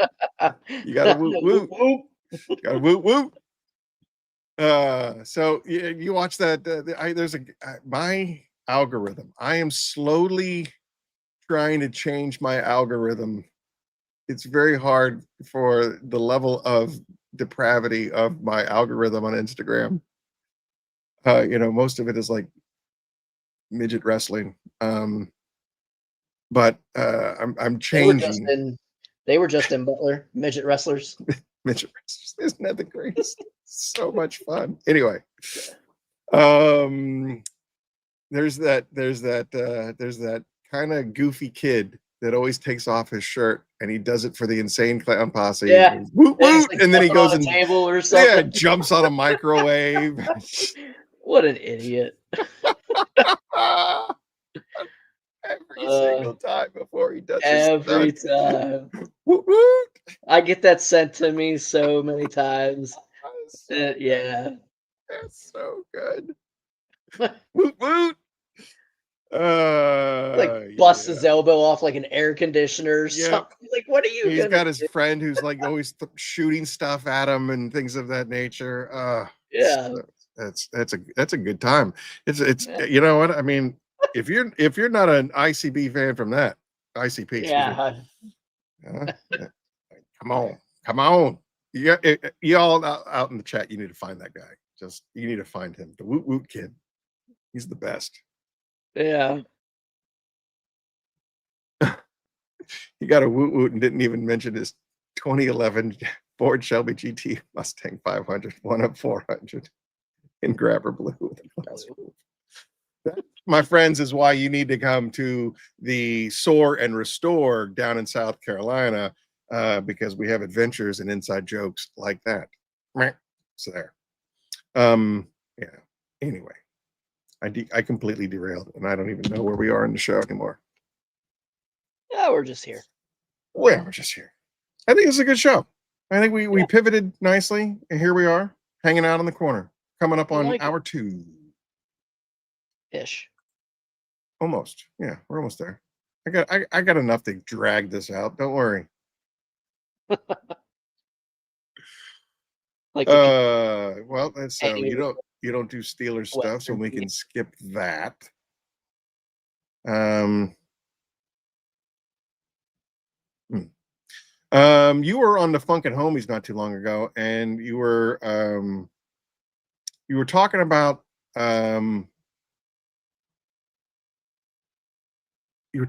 you might be in need of some stuff for your detailing process. You said that you had a machine that was lacking in one hand, and Christian kept saying, "You hear me, Aaron? You hear me talking to you?" Burr, burr, burr. Yeah. So, as you know, Keeve from Cars with Keeve, he donated a tremendous amount of stuff. Equipment wise, right. And I was listening to the show, Christian, thank you. And the pay it forward is it's not a wish list, and it's not like a Christmas absolutely a Christmas present thing and so on and so forth. But I mean, it is amazing what you're doing with it, though, what it's become. Thank you. Yeah, and I try to be as respectful to the people that are helping, as much as people say, Aaron, you're doing a great thing, Aaron, you're doing this, Aaron, you're doing that. But it's all the pay it forward 1000% cannot exist without this community. This community has been absolutely phenomenal about it. And we have a pay it forward, or not pay, we have a GoFundMe set up. The link is in the description of this video. podcast, we have a GoFundMe that we have so much equipment that it would literally bankrupt me if I had to ship all of this stuff on my own. And so we set up this GoFundMe page, and we've already gotten so many donations to the GoFundMe page to help pay for shipping, you know, when That's we have to awesome. give out all this stuff. All that being said, I think it is in the spirit and the nature of the Pay It Forward campaign that if there is something that I have that can, you know, make your life easier and help you, you know, turn a buck, especially, you know, recovering from your injury. I'm sure you took a massive hit. Oh yeah, it sucked. I'm not gonna lie, it sucked. Yeah, I can't imagine. I can't, like, if something were to happen to me, Phoenix would be crippled. You know, Phoenix would be as crippled as I am, right? If something were to happen to me. So, you know, and even if you were able to get disability and all that stuff, it's a fraction of what you were making, and you're making doing detailing on the side to help, you know, make ends meet and stuff like that. So I think it would be do a PayPal or Venmo. Also, GoFundMe takes too much. GoFundMe doesn't take a whole lot, but Venmo and PayPal also have fees. But I definitely will. I will set that up as well. I'll set it up. That's a good suggestion, Westcat. Appreciate it. To do PayPal and Venmo. There's We just have another other than GoFundMe, it's like Give Share You or something like that. It's almost like the opposite words of GoFundMe and the same thing. And they also are less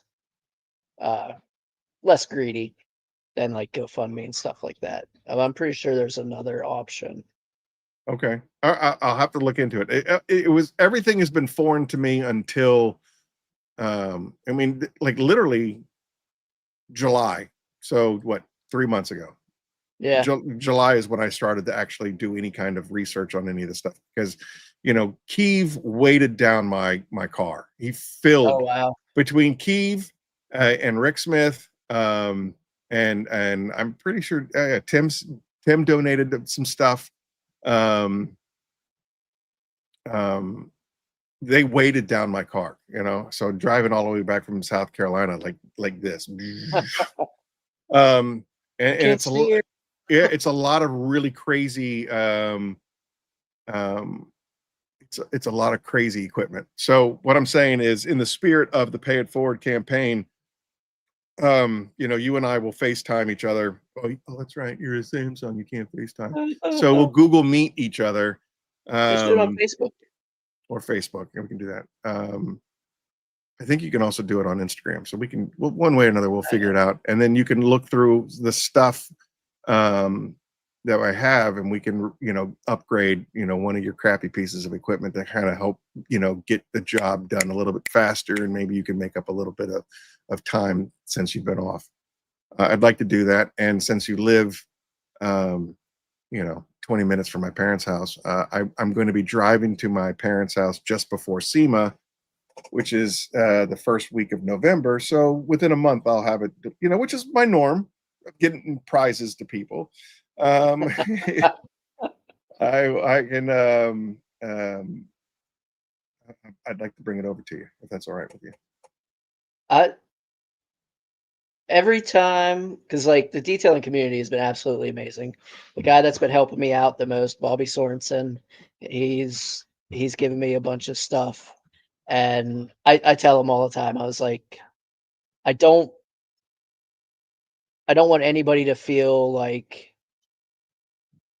they have to give me anything or anything like that. I never want to be on the receiving end of. Well, first of all, I'm gonna just cut you short. I'm sorry. One, I'm not entertaining that BS. Two, everything about the Pay It Forward campaign, nobody's obligated to do anything. So nobody feels they have to do anything. This is 100% people just doing it. I can tell you my career in EMS was because I had a horrible accident in 94. Right. And I'm alive today because somebody stood the wall. So I decided I'm going to stand the wall. And for the next almost 20 years, I stood the wall. Mm-hmm.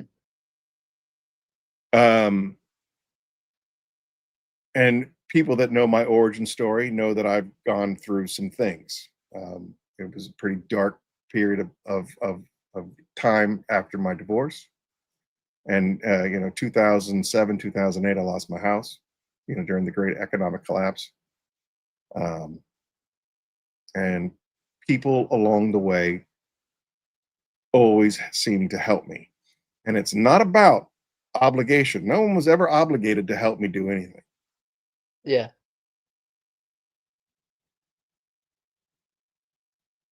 And then we have Phoenix. And Phoenix could never have gotten started without people helping me. And it wasn't out of obligation. Let's just take the 4 horsemen, for example. All right. 4 YouTube influencers that I was just friends with. And they're not obligated to promote Phoenix. They're not obligated to put it out in the airwaves and all that stuff. They wanted to. Yeah, man, let's help you. We can help you. And I wasn't at the time, especially in the very beginning of Phoenix, when I had, all these investors and I had all this money. I wasn't desperate. I didn't need a handout. I didn't need charity. I didn't need any of that stuff. Right. But we're a community and they were my friends and they were like, all right, let's get this pig off the ground. Right. So I want to stop you from going down the potential for feeling embarrassed that somebody's given you something, and that, and the pride of, I appreciate your willingness to help me, but I'm good. The idea is helping, right? And paying it forward. Helping and paying it forward. And there's 0 obligations in the chats. There's 0 obligation in the community. There's 0 obligation from me. But you're a good dude and you had an injury, and we have the ability to help you up. That's it. Just want to lift you up a little bit and give you a boost in the arm and get you, no pun intended, back on your foot. So Right. Yeah. Yeah. It's just weird because I'm that guy. And then to be on the reciprocating end of that, it is nice. It's nice. It's humbling. It's just different. I'll tell you what, I you know what, I'm going to correct my statement. There is an obligation. There is an obligation. The obligation is to pay it forward. That's the obligation. Be kind, do good, pay it forward. If you're ever, you're a young guy, if you're in a position at some point when you're the mayor of Butler, and you have the ability to make somebody else's life easier, pay it forward. That's it. Absolutely. So that is the obligation. I amend my original statement. Nobody's obligated to help, but you are obligated to pay it forward. And that's my soapbox. That's my soapbox on that. So again, some point this week, when I, remember to call you, you tell me what upgrade you need, and we'll get that arranged, and I'll bring it home with me in November. I think November 3rd. I think I'm driving in because I'm flying out of Pittsburgh. Oh, okay.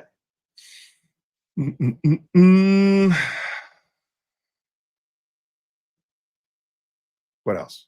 What else do I got? Got all these lists. Stuff. Got the stuff. Do you fish? I used to. Yeah. And then I just got bored of it. I'm All right. impatient whenever it comes to I would say achieving a goal in a sport. And I'd find fishing as a sport. Okay. All right. So is your girlfriend still in the room? Nope. Ah, sweet. What's it like working with your girlfriend? What is the best part of working with her, and what's the worst part, or excuse me, toughest part of working with your girlfriend? Yeah. She is extremely detail oriented. Extremely. So When it comes to detail, that's not a bad thing. no, it is not. That is that's the best part, like working with her and everything. And there's nothing like her and I will ask each other, hey, check over my stuff, I'll check over your stuff, just to have a second set of eyes on it and everything. But she's a workhorse. She just goes in, she does it, she gets it done good. She doesn't need supervised. It's awesome. The worst part is her and I will butt heads sometimes if we're kind of both in the front of the car working. Yeah. And it just kind of gets a little bickering back and forth a little bit. Yeah. So then just kind of calm down a little bit and move past that. But other than that, we're both stubborn, so kind of happens. Well, I mean, for Irish, what did you expect? Yeah. That's the biggest. I think my wife's biggest complaint about me, and she's just like, "You're so friggin' stubborn all the time," and I'm like, "Yeah, but I'm right." So, Right? I mean, I could change my position, but then I would be wrong too. Yeah. And I don't want to be wrong. Doesn't go well. It does not go No, well for it the never curmudgeon. does. The curmudgeon loses every time. Yeah. They're like, well, you could have been nicer about being right. I'm like, They made, and speaking of the curmudgeon, they made a comment in the very beginning of the show about I'm going to be less of a curmudgeon, and I said I like being a curmudgeon. I mean, I'm going to give you an example, and you can tell me if I'm wrong. All right, from one Irish lad to another, tell me if I'm wrong. I'll accept your critique. I got to go to Advanced Auto to get a replacement for my lawnmower battery. It's a Craftsman, little tractor. Yeah. So I go and I see the rack of batteries, and it says, it's just $60, $50, $40, and I go to the counter and I give them the battery. And I exchange the old battery because I think that's what you're supposed to do, and I don't need a dead battery laying around in the garage. yeah, core. That's an important part of this story, the core. None of us in the store knew what that meant. So I'm looking at the receipt, and it says battery, $60. Or it says battery $70, and then it says core charge minus 10, total $60. And I go, hey man, what's the core charge? What is the core charge? And he goes, oh, that's just what we charge it.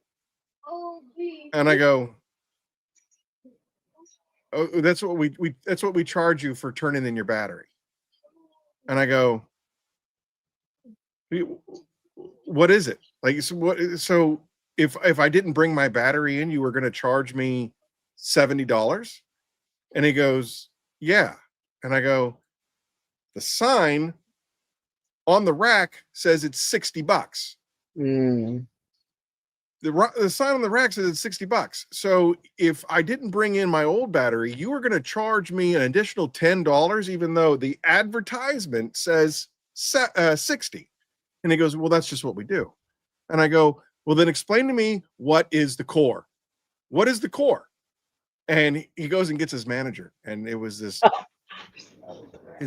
real uppity bee. She was a real uppity bee.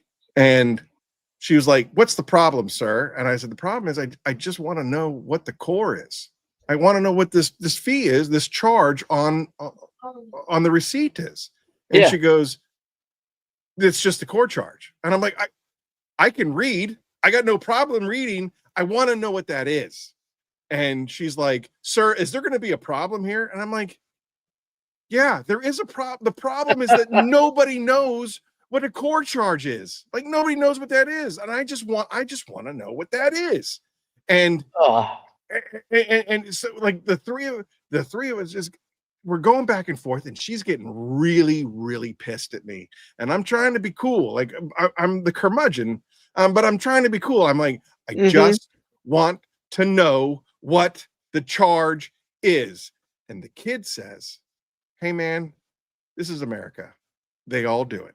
It's just what advanced auto does." And I go, "That guy gets it. Kid, you get it. Stay smart, stay strong. I'll see you around." Like, it was at that point that it was like, to me, I just felt like it was a bullshit charge. Now, of course, Papa Smurf, he's a mechanic, and 2 days later on the drive in, he tells me, "Hey, dummy, core charge is the battery. Like, we have to charge these fees when you turn it, and it's all a battery thing." Okay. Yeah, it's for recycling, or if they can rebuild part of it or anything like that. Right. But I didn't know. And the two dummies behind the counter didn't know. And it just started pissing me off more and more and more. But those are the kind of hills that I'm willing to die on. Right. That's what my grandfather taught me. You know what I mean? Like, he taught me a few things. He taught me how to be stubborn. He taught me how to hold a grudge. Like, all of the core Irish traits and values that I cherish is what makes me the curmudgeon. And those are hills that I'm willing to die on.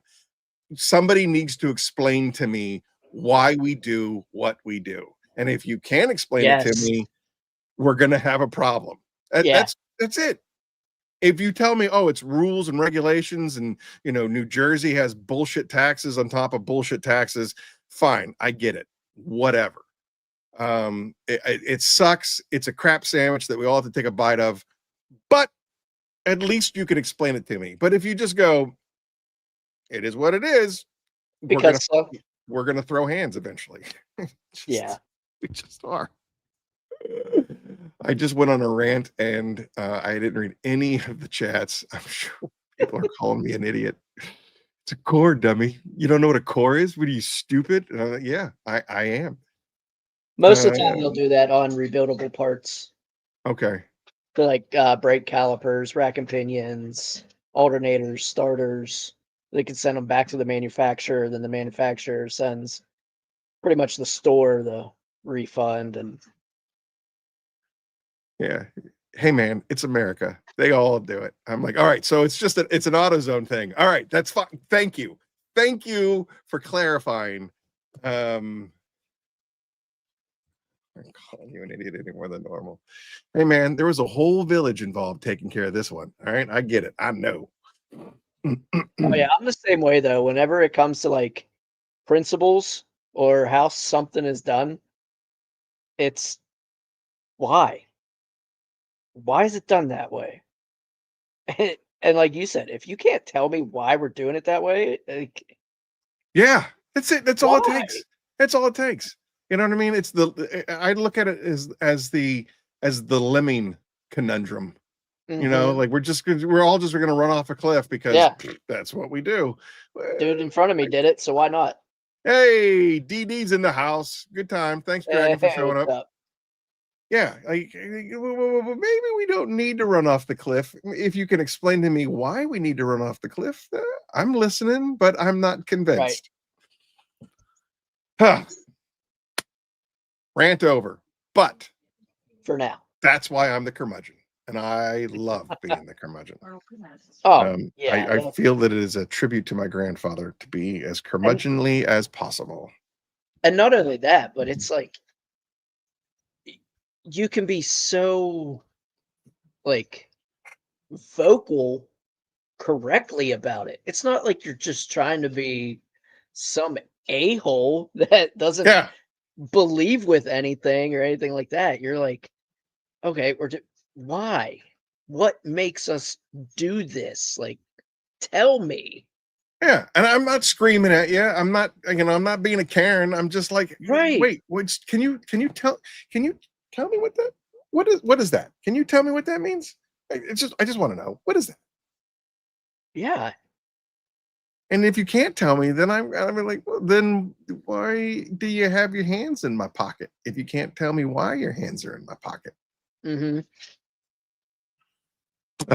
And again, I know that it's from my ignorance. I know it comes from my ignorance, which is why I'm asking the question. But if you don't have the answer, right, and your manager doesn't know the answer, and you're supposed to be the professionals, right? Yeah. Okay. They must all be able to let one know why the charges just don't charge because it's the charge. All right, let's segue into automatic tipping. How do you feel about automatic tipping? no,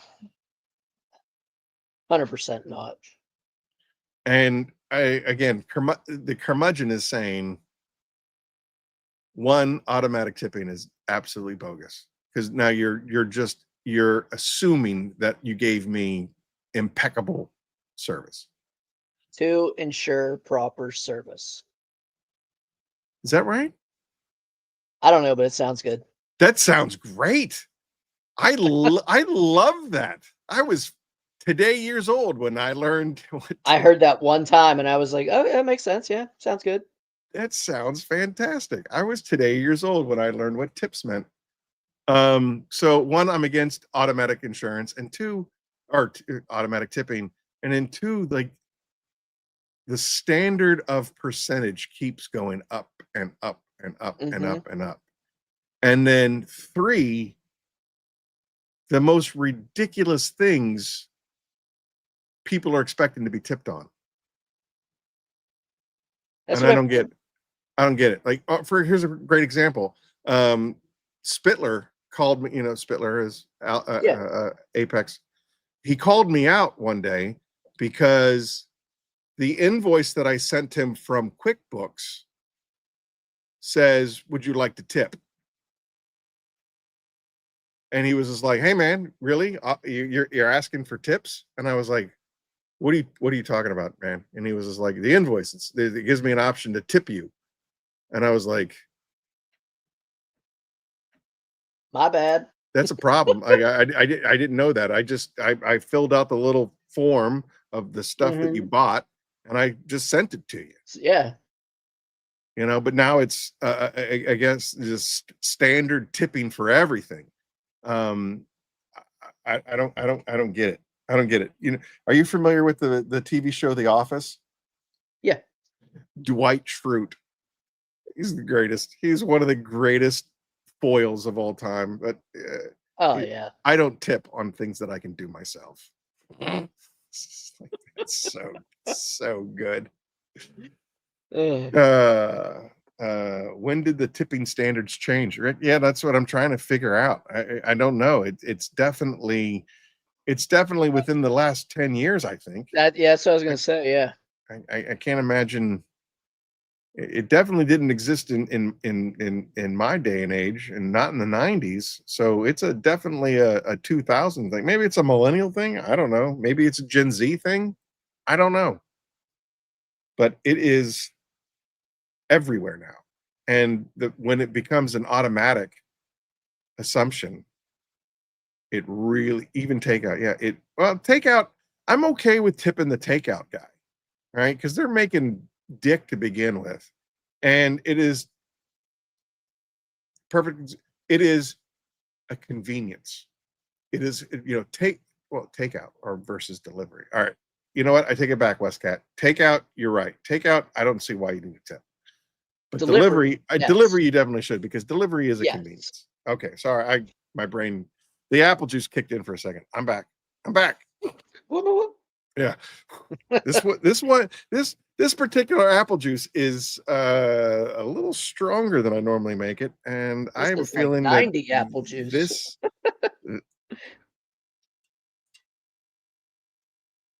80. 80 apple juice. Apparently, whiskey is not carnivore. No, because it's grain. And that makes me angry. Because that means for 3 months now. Ah.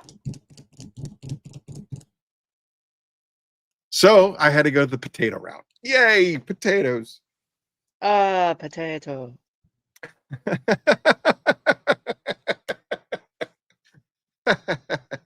Fun fact about the whole potato famine thing, that where everyone's like, oh, all they could grow were potatoes.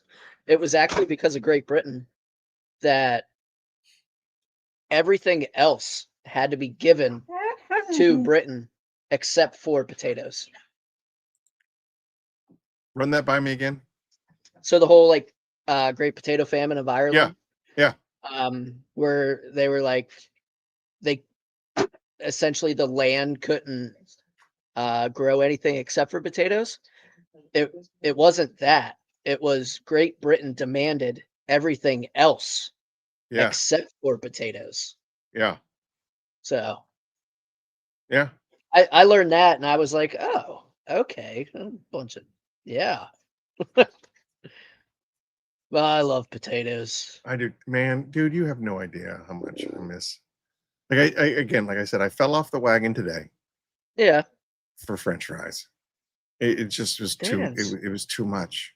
It's just too much, dude. Pierogies, potatoes. Yeah. Mashed potatoes. There's so many things that you can do with potatoes. I love me a good potato. Smashed, mashed, loaded, fried. There's this New York potato like snack. It's raw potatoes in a cauldron and pounds of salt, and that's it. And it crusts over, like the salt will help the potato crust over, and it is just supposed to be absolutely phenomenal. Irish potatoes or Irish nachos, those are the best. Oh, I love Irish nachos. You know, the waffle fries and the cheese and the jalapenos and the sour cream. Westcat, that is a way oversimplification of this show, and it is it's a little hurtful. TV talk, porn, and potatoes. That's going to be the episode. That's going to be the title of my next episode. TV talk, porn, and new potatoes. Welcome to the new Curmudgeon's Corner. We have pivoted hard. My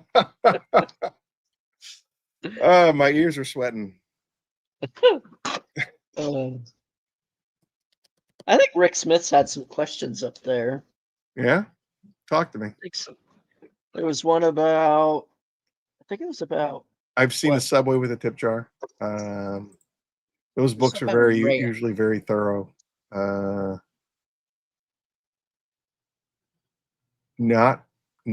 hell no. Don't know what we were talking about there, but I guess. Paul, there it is. Paul, what's the biggest rant about the detailing industry? I would say, like, beside just ego, is just mine's better than yours. If you're using it this way, you're using it wrong, and I have the scientific steps to do it, but it's just everybody has the best way to do it, and everybody else is wrong. Yeah, I agree, and that is rampant throughout. Not this community, but through other communities that you can watch other people's videos and stuff like that. There's a Rotary Mafia or something like that went after Phil Miranda one time because he said something about he prefers the DA over the Rotary, and they just went bananas. when I was working at the old company, and and I was I was a sales manager, and then I was the sales director. You go trying to get new business, you'd go into these dealerships, and the dealerships were like the worst, because I've been doing this for 20 years. I know everything about detailing. I know every product that's out there, and I'm only going to use this because this is the only thing that works. And I'm like, that technology is almost 20 years old, bud. So you still use a pager? Yeah, exactly. Like, look at all the dusting your compound is doing. Yeah. Like, what are we talking about here? So yeah, there's a lot of ego in this industry for sure. And I think that I personally have grown as a businessman, as a manufacturer, by the number one thing that I had to learn in those departments was, I don't need to be, or I don't even want to be the smartest guy in the room. I just need to get the smartest guys in the room. And then, and the ability to evolve. Like, I can't say that, this version of blank is always going to be the best version that's out there. Right. But I need to be able to evolve, and a lot of my products have done that. The soap has evolved, version 1, version 2, version 3. Hydra is, I think, version 3. Kronos is version 2. Papa Cut is version 2. We have to be able to evolve, and there's so much ego in this industry. So I agree with you 100%, sir. And like, I wouldn't say I have too much skin in the game really anywhere. So I'll play the devil's advocate a lot. And I'll be like, I'll go into groups and I'll be like, so why is this better than this? And honestly, instead of getting like actual like fact-based technique answers, it's ego that comes out. Sure. And they're like, you need to stop following this guy. You need to follow this, or you need to follow that and quit doing this. And I'm like, I just want to know, like, what makes this better than that? Or when should I use this instead of using that? And for sure. Did I lose you? no, you're good. I got you.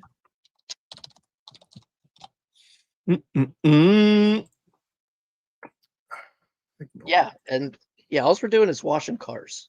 Yeah, Westcat, I wanted to address that. Like, have fun with it. Right. There are some people that are, I know that for the longest time there is this, who's making whose stuff and who's blending for who, right. And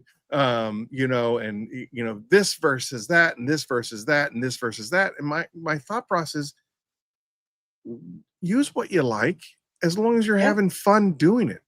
Because if you're not having fun, or you're not enjoying, fun is maybe the wrong word. Enjoy the process. And if you're not enjoying the process, I think that's when you pivot, and I think that's when you change, and that's when you're open to other stuff. But like, if something's working for you and it works for you, do what you enjoy. You know what I mean? I think that you should be open to, like, especially in this community where we're all sharing ideas and things of that nature. Right. I like this, but ... And then you go, well, have you tried this particular product? Because I have not experienced that problem that you're experiencing with this product. With this, yeah, exactly. The detailing industry is a multi-billion-dollar industry, year after year after year. It's going to grow. It's going to evolve. People are going to spend their money on whatever. Well, I hope they spend a little bit of money. This segment is brought to you by Phoenix E.O.D. E.O.D. Evolve or Die. The greatest products. Blah, blah, blah, blah, blah. Yeah. I hope they spend a little of that $1 billion this way. That would be nice. I'm just throwing that out there. Shameless plug. Wink.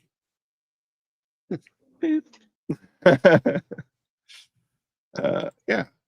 Who cares if it's white labeled, or if a person is doing what they're doing, or if they have a channel that does paid promotionals? I don't care.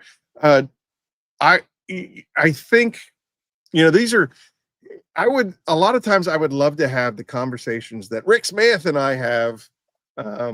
He's a truck driver. He spends a lot of time on the road, driving across America's highways. And I always have a headpiece in my ear. So like, I'm always able to work and still have conversations and stuff like that. And in a sense, a lot of times I'm off doing my own thing. And so I'm spending, by the way, I'm ready to get to work, Aaron. I love it.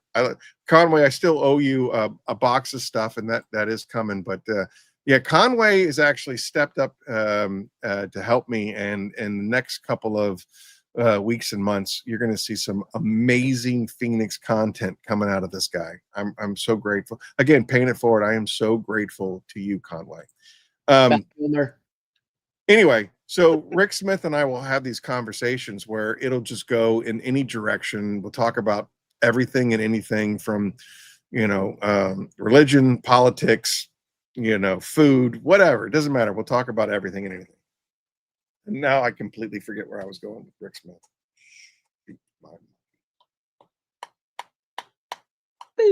What were we talking about? Oh, detailing products and the other Conway conversation. That's what, yeah.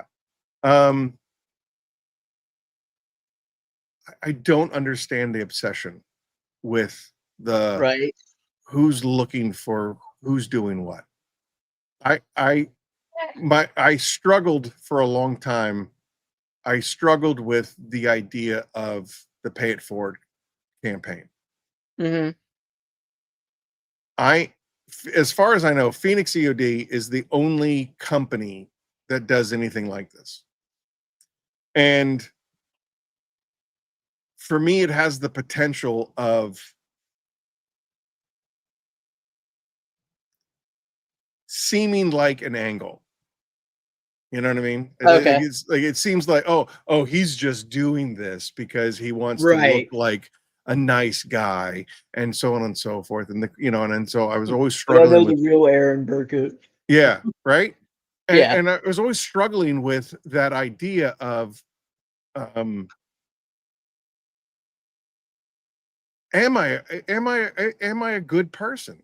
Right? Like, I think that's a good question to reflect on. And I think that my motivations are genuine. If they weren't, it wouldn't have went to what it did. Right, and where it's going. And exactly. and where it's going. And I agree with you. And it took Rick probably close to a year to convince me that not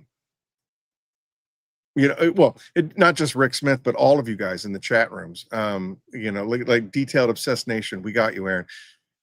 There's enough feedback from enough people to validate my intentions. Absolutely. And my dad would say to me when I was young, integrity is what you do when nobody is looking. That's the definition of integrity. Integrity is what are you doing when nobody's looking? And it took me today, Rick Smith, when did I come to this realization? Just like 3 days ago. I think 3 days ago, I've been really focusing on positive thinking, putting positive energy into the universe, and changing my mental health and changing my mental game. And the idea of putting all of those doubts and negative thoughts behind me. And I think in this past week, I really turned a corner as far as my mental health is concerned, and my disposition is concerned, and the fact that I think that I can, am, and will be a force for good in this world, and that's what I want. How on Eileen's quickfire, what do you want your legacy to be when you die? I want my legacy to be Aaron was a force for good, and that everybody here in the corner is welcomed. You all have a story to tell, and I want to hear it. I'm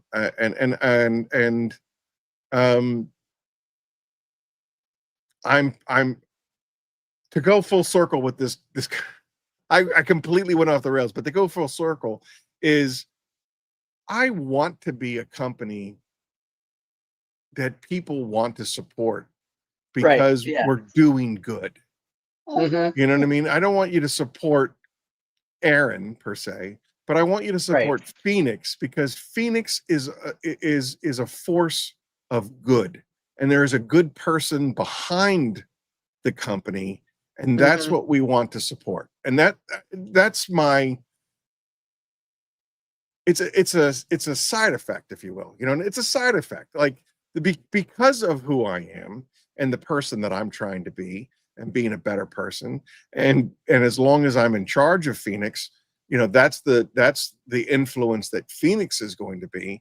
I think that's a banner that people can rally around. You know what I mean? I know this is another rant and long-winded segment, but that's what I believe. Yeah, and like the masses will see through bullshit real quick. Yeah. It like real quick. That's just the brass tacks of it. Yeah, agreed. Yeah, Conway, you're speaking gospel over here, buddy. You and Rick Smith. Again, I wish that I had a camera following me around, or at least a headset following me around that would record the conversations that Rick and I have had, because we have circled some of the greatest, you know, Oracle, Confucius, Gandhi questions on the planet. Just like, hey, what are your thoughts on this? And it just goes into, no one questions Aaron other than Rick Smith. Exactly. DON. What are your thoughts on the tea in China? What are your thoughts on the tea in China? Yeah. Oh, I would not go that far. Rick, we've had some good ones. It's been emotional. It's been laughing till we puke. We had some good stories. As a matter of fact, when Eileen told me the news, that she was going to step away for, you know, personal family reasons, you know, I was kind of commiserating with Rick, and he was the first one to step up and say, "Hey, man, you need a sidekick. I'm your guy." You know, and as everybody has found out about it, he's not the only one that has volunteered to step up to the co-host chair, and I'm so truly grateful for this community, and the support that I've gotten, and I can honestly say, I mean, we're still in September, and everybody that knows my story knows that last September I was in my my second darkest hour. I was in my second darkest hour this time last September, and this community, everybody in this chat room, and people that may have missed the show but go back and watch it later. I am a better human being today. Here you are, killing it, man. Because of all of you guys. EC Details in the house. What's up, Eddie?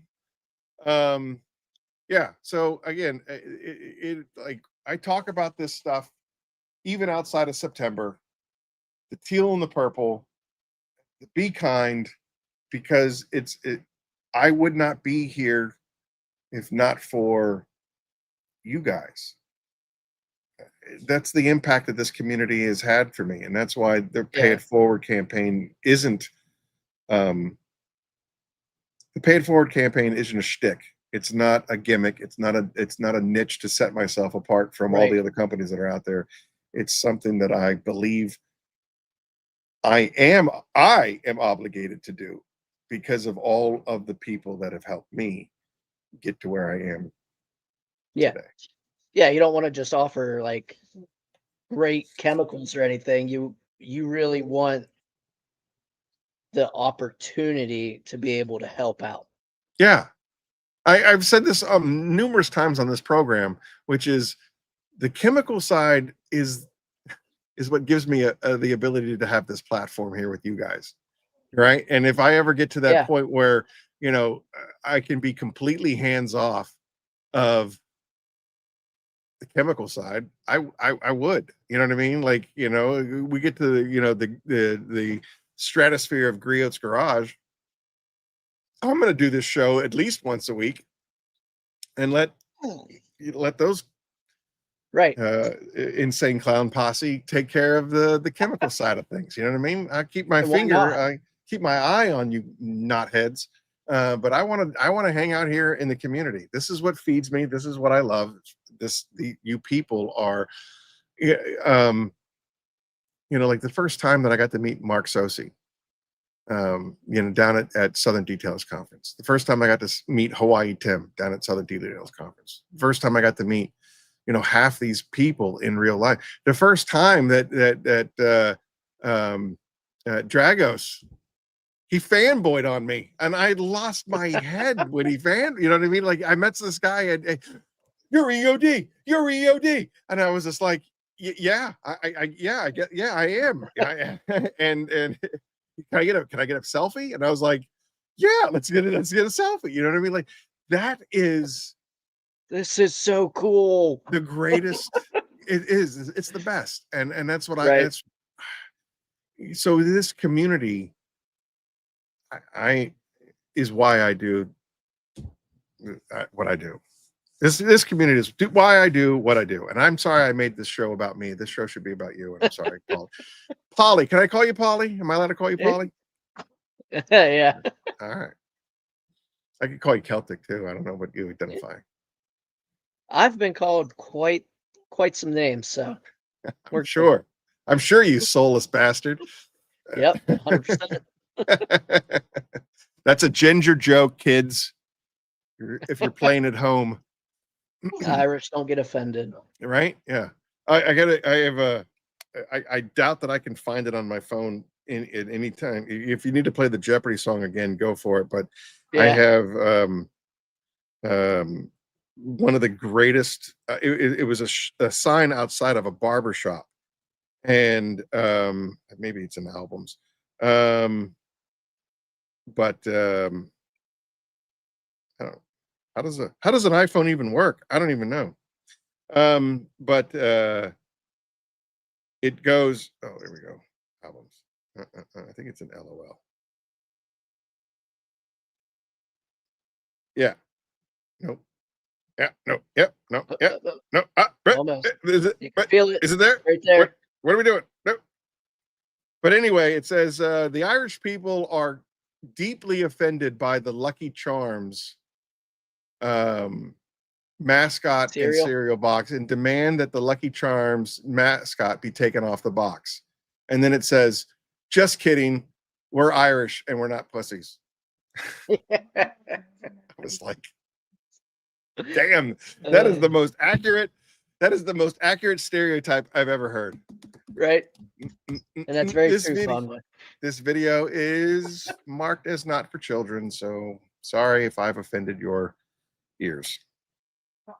But yeah, that's what it says. And I came across, I took a picture of it and I loved it. It's the best. Yeah. Just kidding. We're Irish and we're not offended by anything.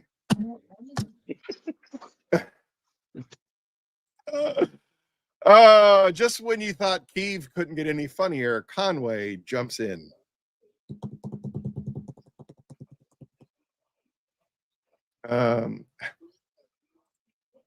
In fact, Paul has been known to hand out pots of gold. You can catch it. If you can catch it. Hey, now's the time to do it. He's got a broken Achilles. Yeah, I'm not running too fast. Oh, Humberto, that was honestly the five of us was my favorite part of MTE. So MTE, if you guys can afford or like do what I do and team up with a buddy, get to MTE. It's better than, in my opinion, it's better than SEMA because it's not as hectic, it's not as big, it's not as overwhelming. There's more time to hang out with people and do stuff with friends. So basically, Matt Ayers and Humberto and I just teamed. We were a trio, and we just went everywhere together. And the night that the night that the three of us went over to the hotel that Eddie and Jamie were staying at. So there was the five of us hanging out at Eddie and Jamie's hotel. The five of us hung out in their hotel lobby for hours, and that was the night that Finn Rear was born, at MTE, hanging out in a hotel lobby. Because the five of us were down there, we're shooting the crap, talking about stuff and having a few apple juices and whatnot, and it was just great. And I felt a much better connection to you guys, my community, at MTE. There's if you go upstairs from the convention floor, they have like a cafeteria type thing. And at one point there was, I think, 20 plus of us, from Kiev to Charleston Detail, Eddie, Jamie, all of us that were up there, Humberto and Matt. It was hanging out like it was like I was back at high school cafeteria, hanging out with like all of your friends, just laughing and joking and making fun of each other and doing stuff like that. And that's an experience that can't happen at SEMA. SEMA is too big, it's too bustly, it's too much to do something like that. But the MTE, it's smaller and it's way more intimate, and I just had a much better personal experience. You know what I mean? Like hanging out with those guys and forming those relationships, a stronger relationship with those. Like I went to SEMA with Thor last year, right? I went to SEMA with Thor, and I've known Jamie for 5 years now. But I hung out with Thor. We went to dinner at least twice. It might have been 3 times. We went to dinner with Thor in SEMA, but it was with everybody from SEMA, everybody from Thor and BioBombs and the other companies that were represented there. It wasn't until MTE, when things were a little bit slower and a little bit less hectic and a little less anchored to the booth and stuff like that, where I felt a true kinship with those guys that I was hanging out with. And it wasn't just business. It wasn't just like, because I mean, Thor went to SEMA and they had business stuff that they had to handle. When I met with people, it was, hey, do you white label? Hey, do you do this? Hey, can you do that? Can you, and it was like all business oriented. But then like going to MTE, hanging out with Humberto and Matt, like I really felt like the three of us, like we're not doing anything without each other. Period. You know what I mean? Yeah. Like we became a posse, an insane clown posse when we got to hang out at that level. It was a wolf pack. It was a wolf pack. It was a Finn Rear pack, that's for sure. Yeah. That's awesome. Conway, now that you're back in the comment section, can you please ban Rick Smith from this episode, please? Thank you very much. That's the 5th shot that he's fired, and hey, all kidding aside, Paul is really awesome, bro. Have been fortunate enough to become friends. I concur. I concur, dude. You've been awesome. So supportive in the chats. You know what I mean? Like you are definitely one of the community, that we look forward to. People are excited when you enter the chat rooms and you're making your comments and stuff like that. So I appreciate you, and it has nothing to do with the fact that you're from Northwestern PA. Right. All right, there you go. Boom. John Weber. John Weber always brings it back to detailing. I think next episode with John Weber is going to be nothing but detailing, and Eileen is going to be sorely sad that she wasn't here for that, because that's all she's interested in. What is one thing new detailers always do wrong when they clean the inside of a car? They don't use proper chemicals. I see that so much on like the 15 detailing groups that I'm in on Facebook and everything. And I see so many people that are using just either caustic chemicals or high alkaline chemicals that they'll use it on the gauge clusters, the infotainment screens, like delicate plastics. And they're just, for some reason, they just let it sit there and dry. And they're like, well, what do I do now? And we're like, well, I mean, make an insurance claim. I do need to throw some shade at you, if you don't mind. Oh, 100%. Go for it. It has come to my attention from watching the Funkin' Homies. When did that air? When did you go on the Funkin' Homies? 2 weeks ago. 2 weeks ago. Ish. So this information is 2 weeks old. I have it on good authority from your mouth that you haven't used Typhon, the greatest interior cleaner on the planet. Yeah, Am I that's true. wrong? Am I wrong? I haven't used it yet.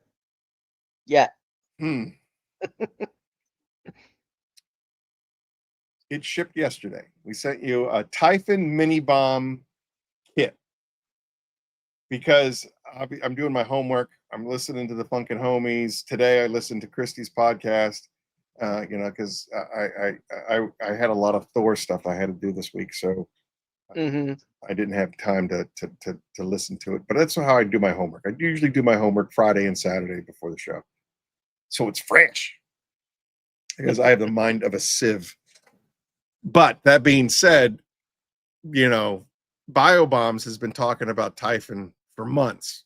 So it's ridiculous that if you're not using the greatest interior cleaner on the planet and your name is Interior and you're coming on Curmudgeon's Corner, we might have a little bit of a problem. However, No. We're going to convert you in about 2 business days, depending on how depending on how USPS decides not to damage and destroy the box that I sent to you. You're going to have a Typhon mini bomb kit sent to you, and it is going to change your life, sir. Oh, it's that the next once like I got everything rolling and everything, that was going to be on my next order of things to get, was definitely Typhon, because I do have some BioBomb minis left and everything like that. So it was definitely my next. Okay. Yeah, the Typhon mini bomb kit that you can find at www.phoenixeod.com /collections all has a concentrated bottle of Typhon, 16-ounce pint, 5 mini bombs, and a dilution chart, and a 32-ounce spray bottle with a heavy-duty trigger. We designed it that way because diluted 10-to-1, which is what BioBombs recommends, and we recommend for our RTU version of Typhon, you can make 5 32-ounce bottles with this kit, and it comes with a dilution chart, but it's basically 3 ounces to 3 ounces of Typhon. Fill the rest up with water, drop a mini bomb in there, and go to town. And it is literally, with that combination, there is nothing interior wise that cannot be fixed and solved with Typhon mini bomb kit. Anyway, all right, Conway, have you tried? I'm thinking it maybe might. Rick, you're fired. You're fired from the program, and we're not friends anymore. All right, so there, we're done. We are done. Did I mention all kinds of questions? Yeah, John is great. John has secretly carried the show for like the last 3 episodes because of his questions when I'm not prepared. Just throwing that out there. I think he's going to interview me when he comes on the show next. Right. Paul, what is the one thing that you will get that will get your customer put on a no-fly list?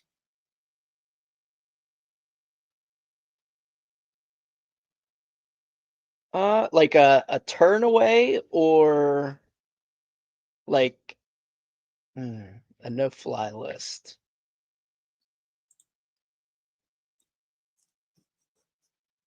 I would have to say if I knew if the customer and I were talking during the estimate and everything, and I just knew it was going to be the kind of customer that no matter what I did wasn't going to be happy with it.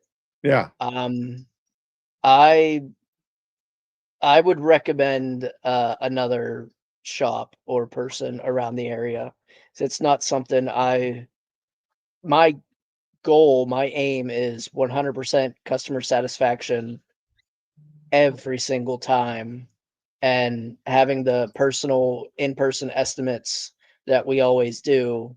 If I know if the customer isn't going to be satisfied, I don't want the chance. Sure. Oh, I mean, that was So, one of Eileen's questions that she used to ask was, have you ever had a customer that expresses an unrealistic expectation of a detail? yeah, I've had estimates where people would have dogs in the back of their car, and it'd be like a hatchback, and there'd be scratch marks down the tailgate panel or the hatch panel, and they're like, "Well, what are we able to do about this?" And I'm like, "Well, you could buy a new panel." And they're like, "Well, you can't get rid of that." And I was like, "No, I can't. I can clean them. You'll have clean scratches, but you'll still have scratches." And that's just some things like that. Some customers are unrealistic about it, so I make sure to bring it up during every estimate now, especially if I notice something, even like stain, like permanent staining that has happened, that it's clean, it's just a different color. So expectations are a big thing that I definitely try to hit home. Where do you fall on this spectrum? This is a question that I like to throw at my detailer friends that come on the show. We have two camps. We have Nacho Man, who's been, he's a little bit of a loose cannon these days, but we still love him. So we have Nacho Man, and then we have Phil Miranda. All right. So we have these are the two bookends. Phil Miranda, Nacho Man. Nacho Man wants to give 100% of a detail every single time, no matter what. Like this is my calling card. This is my billboard. This is my, like people are going to see this and want this for them. So therefore I'm going to go above and beyond no matter what. Miranda says, I go over the entire vehicle with the customer. I tell them what I think it needs, and this is what it's going to cost. And then they say, well, you don't need to chase that dragon. I'm not, I don't want to, I don't need to go, we don't need to go that bananas on this. Like, I just want a paint enhancement. I don't need a paint correction. Give me a paint enhancement. Miranda says, okay. So, I learned this when he was doing a product review for Gloss and Wax. He was like, I know that this car needs X, Y, and Z. And I went over that with the customer, and the customer didn't want to pay for X, Y, and Z. So I'm only going to give him RTS or RST. Right. So he's okay to do less of a job because the customer doesn't want to pay for it. Where do you fall on that spectrum? I would say I follow both of them depending on the situation or the scenario. Okay. We had a Prius. Guy inherited from his ex-wife. He absolutely hated it, and he was wanting to trade it in, get as much money for it. Absolutely wanted it as pristine as possible. So like we went in and did absolutely everything we could inside that car, making it as close to great trade-in value as we could. So like I worked on the back seats for probably a couple hours and everything, and just making it sure that he was going to get the most money for his car. And then on the other side of it, we have a lot of work trucks that will clean, and the customers are like, I know it could be this good, but within a week, it's going to be this bad. Just give it a nice refresh. Don't worry about that, or this, and just give me like another month before I got it to you again. So it's very situational with me. Okay. That's fair. All right. Well, we are coming up on the 3-hour mark. Hot. You are a trooper. Boom. Boom. Woot woot. Do it for the juggalos. Juggalos. You want to give something else away? Yeah, go for it. All right. We'll do it makes my life a lot easier. We'll do a $15 gift card to Phoenix E.O.D.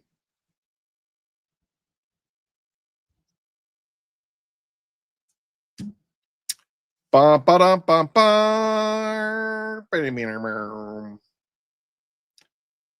All righty. I should have taken better notes with you. Just saying.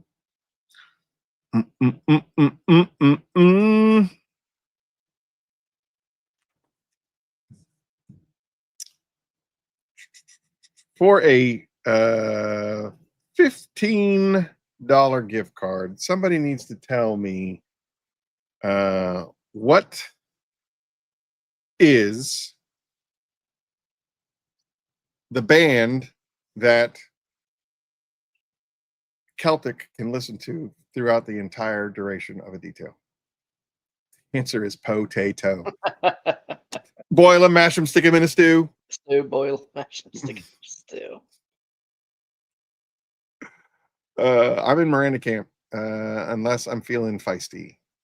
Good on you, John Weber. ICP. Nope. That was his first concert. That was his first concert. And one of the Mount Rushmore. And one of the Mount Rushmores. That's correct. I couldn't go with there's 4 Mount Rushmore, so I couldn't just be like, oh, what was his second Mount Rushmore?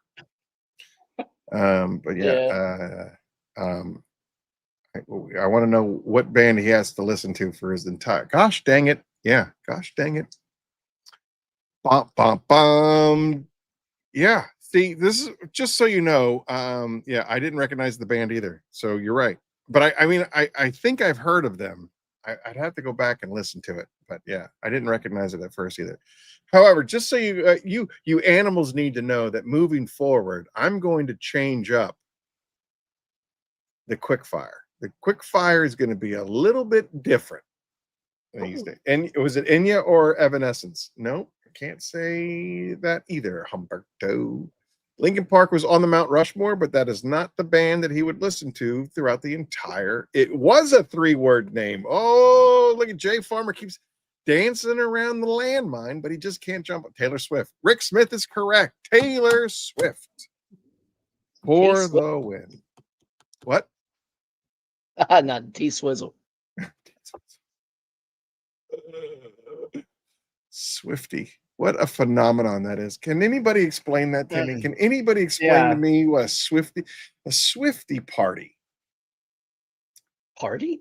Yeah, listen to this. There are groups in the Philadelphia area and all around the world that Taylor Swift doesn't even have to be there. But they'll all of a sudden, it's like a flash mob. They'll do a Swifty party. Up to like 20,000 people will show up to some venue to listen to Taylor Swift music. That's bananas. All right. That is a cultural bananas. Somebody's just holding up their iPod. Yeah, I guess,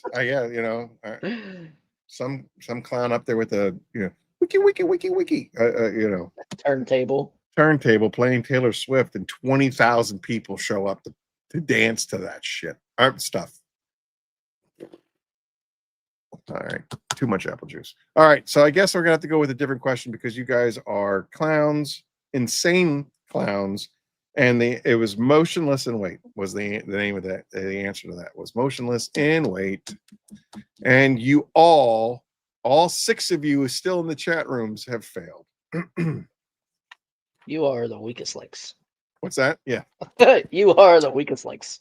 All right. So then, I can't. You know what? I in honor of Westcat, this is gonna derail the show completely. But who cares? We're at the end of it. Who was the porn star that played a role in the movie Blade? Oh. Oh boy. Westcat, you made this whole show about potatoes and porn stars. This one's on you. Lords, Tracy Lords. That's correct. Unpolished detailer Fernando. You win a $15 gift card to Phoenix E.O.D.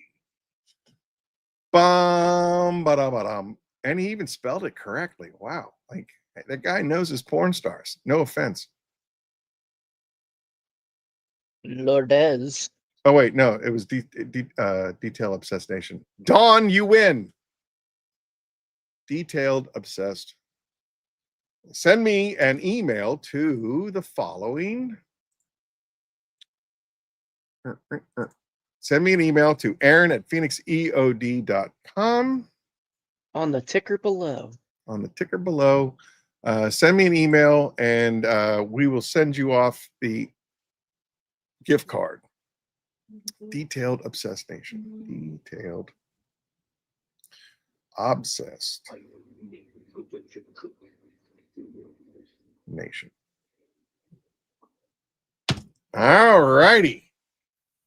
This show, we burned up 3 hours pretty quick, man. Yeah, it was. Dude, what an excellent guest you've been. Thank you so much. I'm so glad that you were here to ride shotgun with me on this crazy episode. Emotional in the beginning where Eileen said her adieus. I already miss her. She definitely keeps me on the rails. But I am excited about where we're going to go from here on out. Absolutely. Curmudgeon's Corner is going to take, like I said, a little bit different turn. It's going to be less detailed centric and more community oriented. And I'm trying to diversify the guests. Again, you know, my new kind of mantra is everybody has a story and I want to hear it. Right. Yeah. You know what I mean? And I think that we together as a Juice Free finally showed up. Dude, you missed such good stuff, Juice Free. Honestly, you guys need to go back and watch the show. It has been an emotional and epic and fun, and we've laughed and we almost cried and all kinds of stuff. So I just again, Paulie, I really appreciate you being here. You feel you're from my hometown, and so I feel a kinship to you. You're Irish, so I feel a kinship to you. And you know, I just want to say I love you, brother.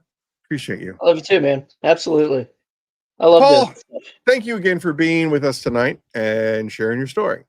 We love shining the light on not just detailers, but everyone in the community doing big things, especially when they're from my neck of the woods in northwestern PA. For now, before I close, Northwestern. Yeah, Northwestern. And by the way, you did say something on the Funkin' Homies that I definitely want to emphasize. There is a dividing line straight through the middle of PA. This side of Harrisburg versus your side of Harrisburg, we are not the same. No. This side, I don't want anybody to hear me say this, so I'm just going to whisper it to you.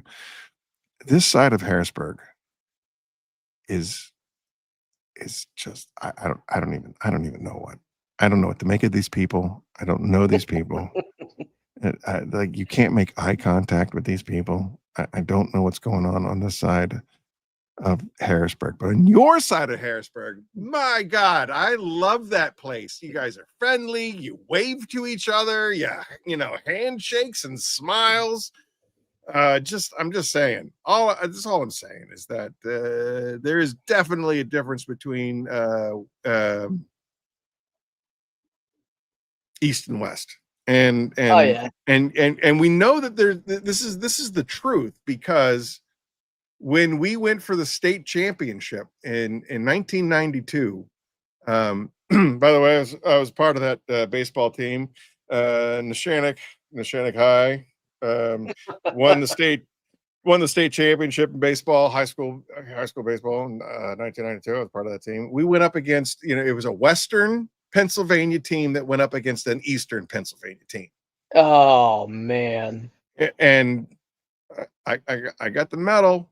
I got the medal in the ring and the jacket and the trip to Cooperstown that said we won. So, and my picture's on a wall.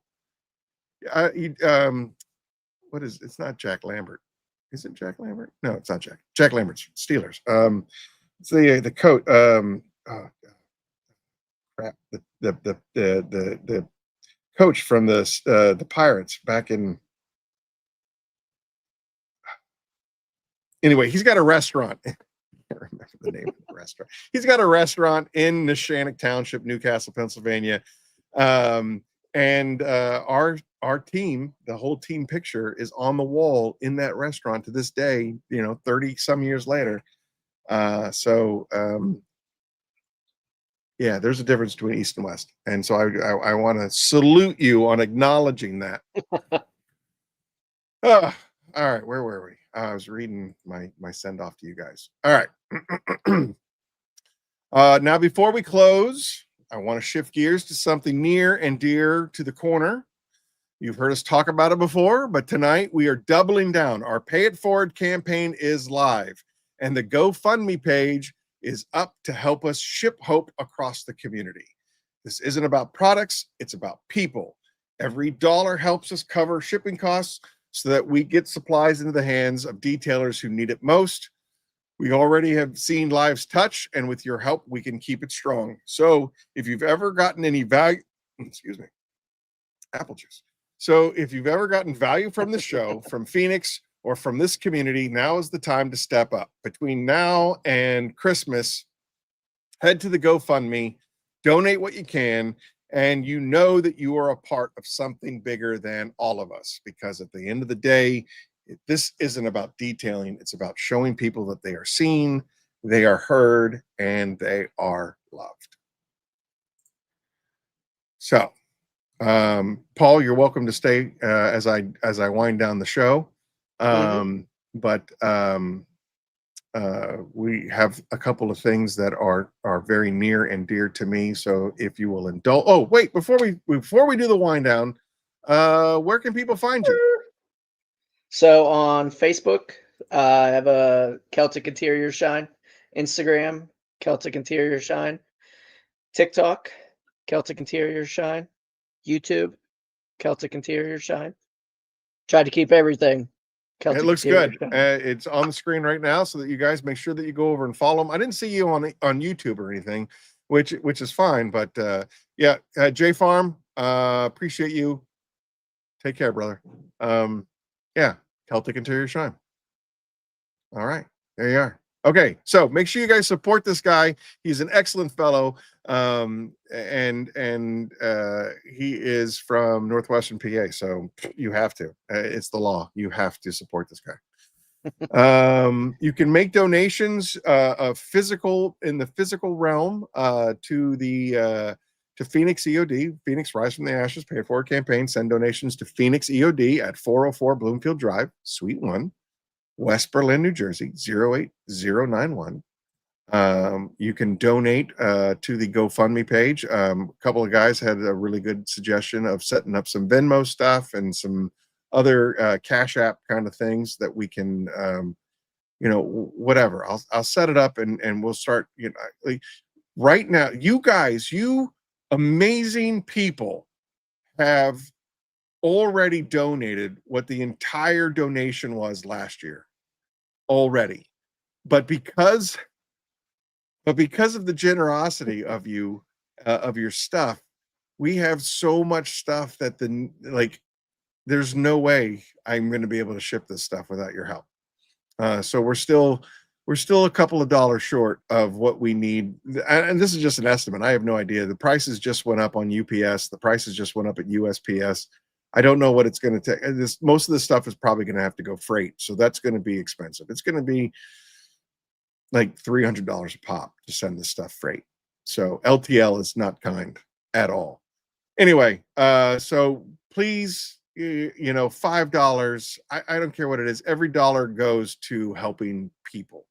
And unfortunately, if we run out of funds, this is community driven. So if we run out of funds, people get what they get, and other people, and then we'll just roll stuff. The equipment will roll over into next year. You know what I mean? Like, again, this is about community.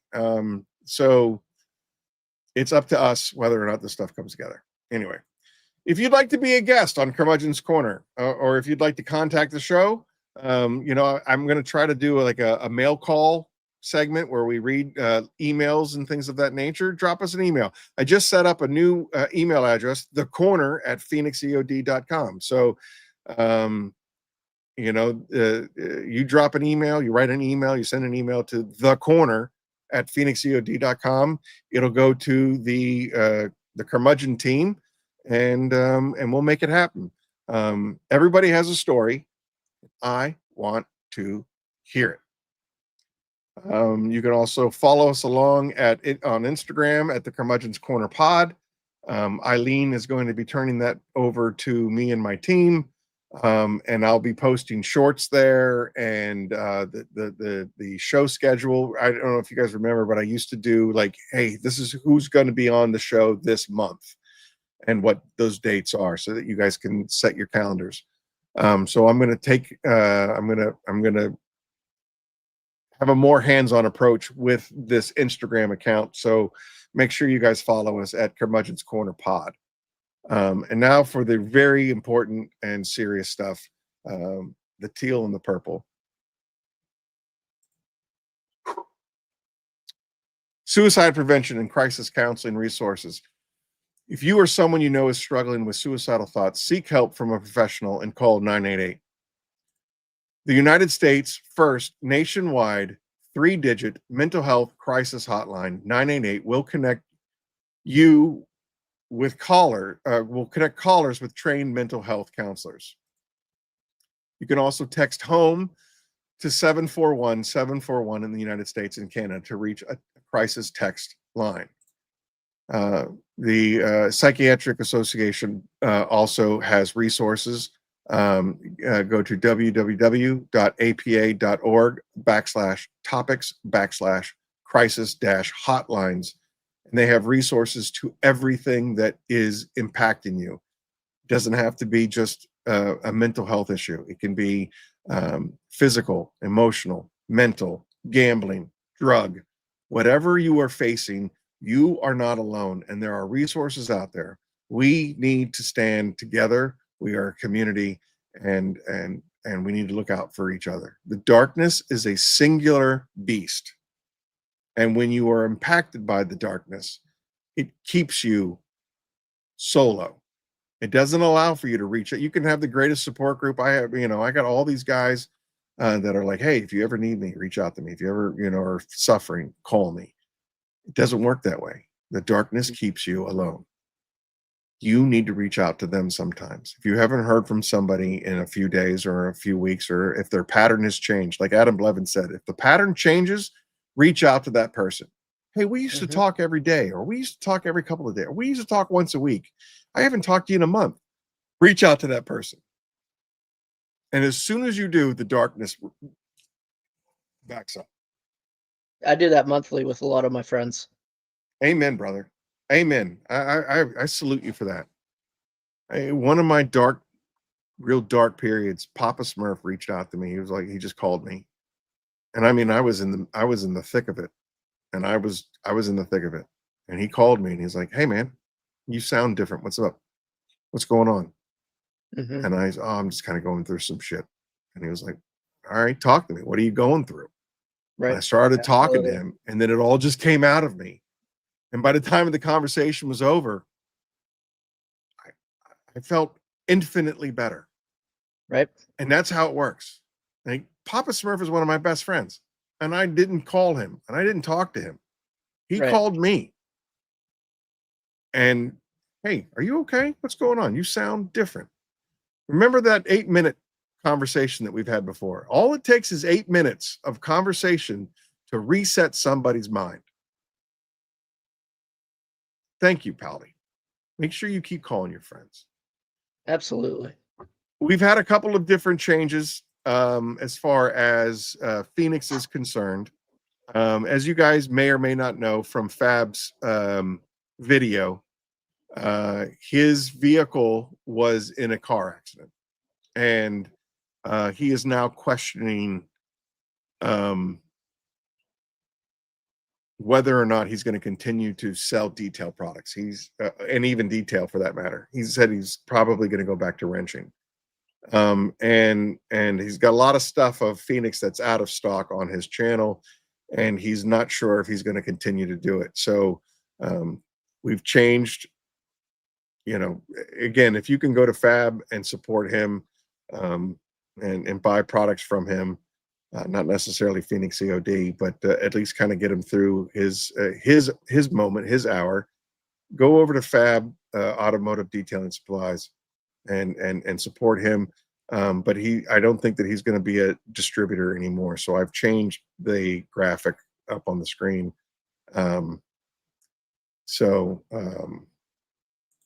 West Coast distribution, as always, is Adrian over at imdetailedaf.com.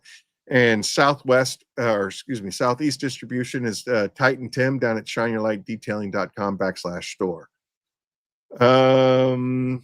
And then we're just going to go to the House of Rags. They are dominating the globe. So they are everywhere you are.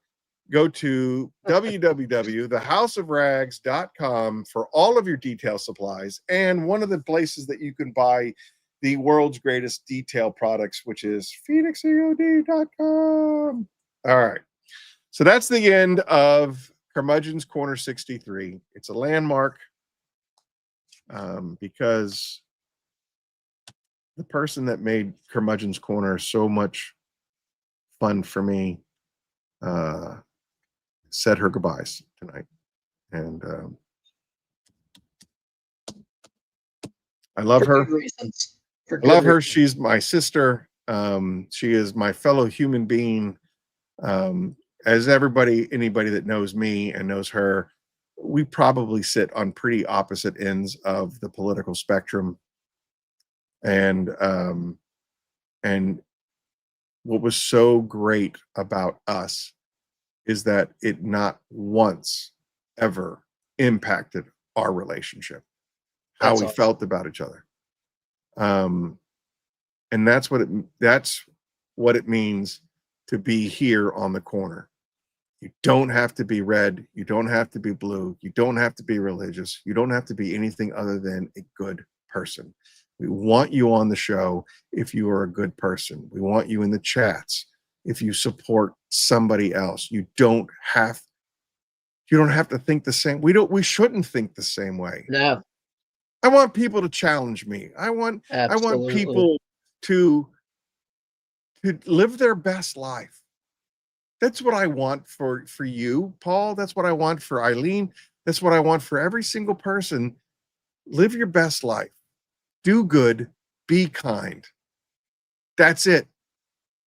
So I'm going to end the show with one last mental floss.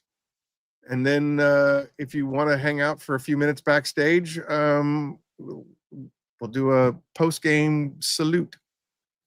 All right. I'm going to do one more. I'm going to do one more mental floss to end this show. And then next episode 64 is going to be a whole new different show segments. I'm going to do the best I can. But again, Eileen really made this program pretty special. All right, here we go, kids. Nope, wrong one. There it is.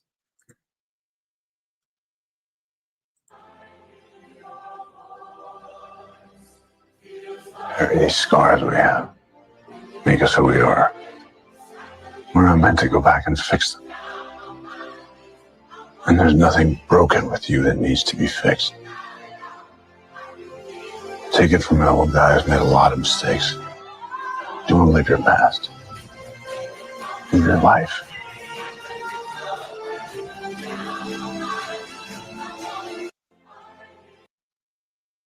The pain you felt, the battles you fought, they weren't meant to break you. They were meant to teach you how strong you really are. Don't hide your scars. They are proof that you survived and that you kept going when it was hard. You don't need to be perfect. You just need to be real. Be kind to yourself and keep moving. Your past is a chapter, not your whole story. Breathe. Let go. You deserve peace, happiness, and a life that makes your heart feel light again.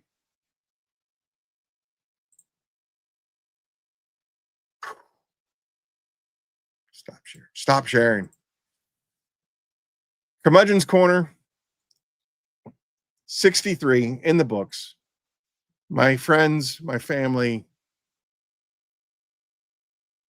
I see you, I hear you, and you are loved. As we do also. Thanks for coming out, everybody. And again, Paulie, thanks for being such an amazing, amazing guest. Absolutely. All right. We'll see you in 2 weeks. I think, don't quote me, but I think we got John Weber coming on, and it's going to be a good show because he is infinitely smarter than I am. Until then, everybody, be kind.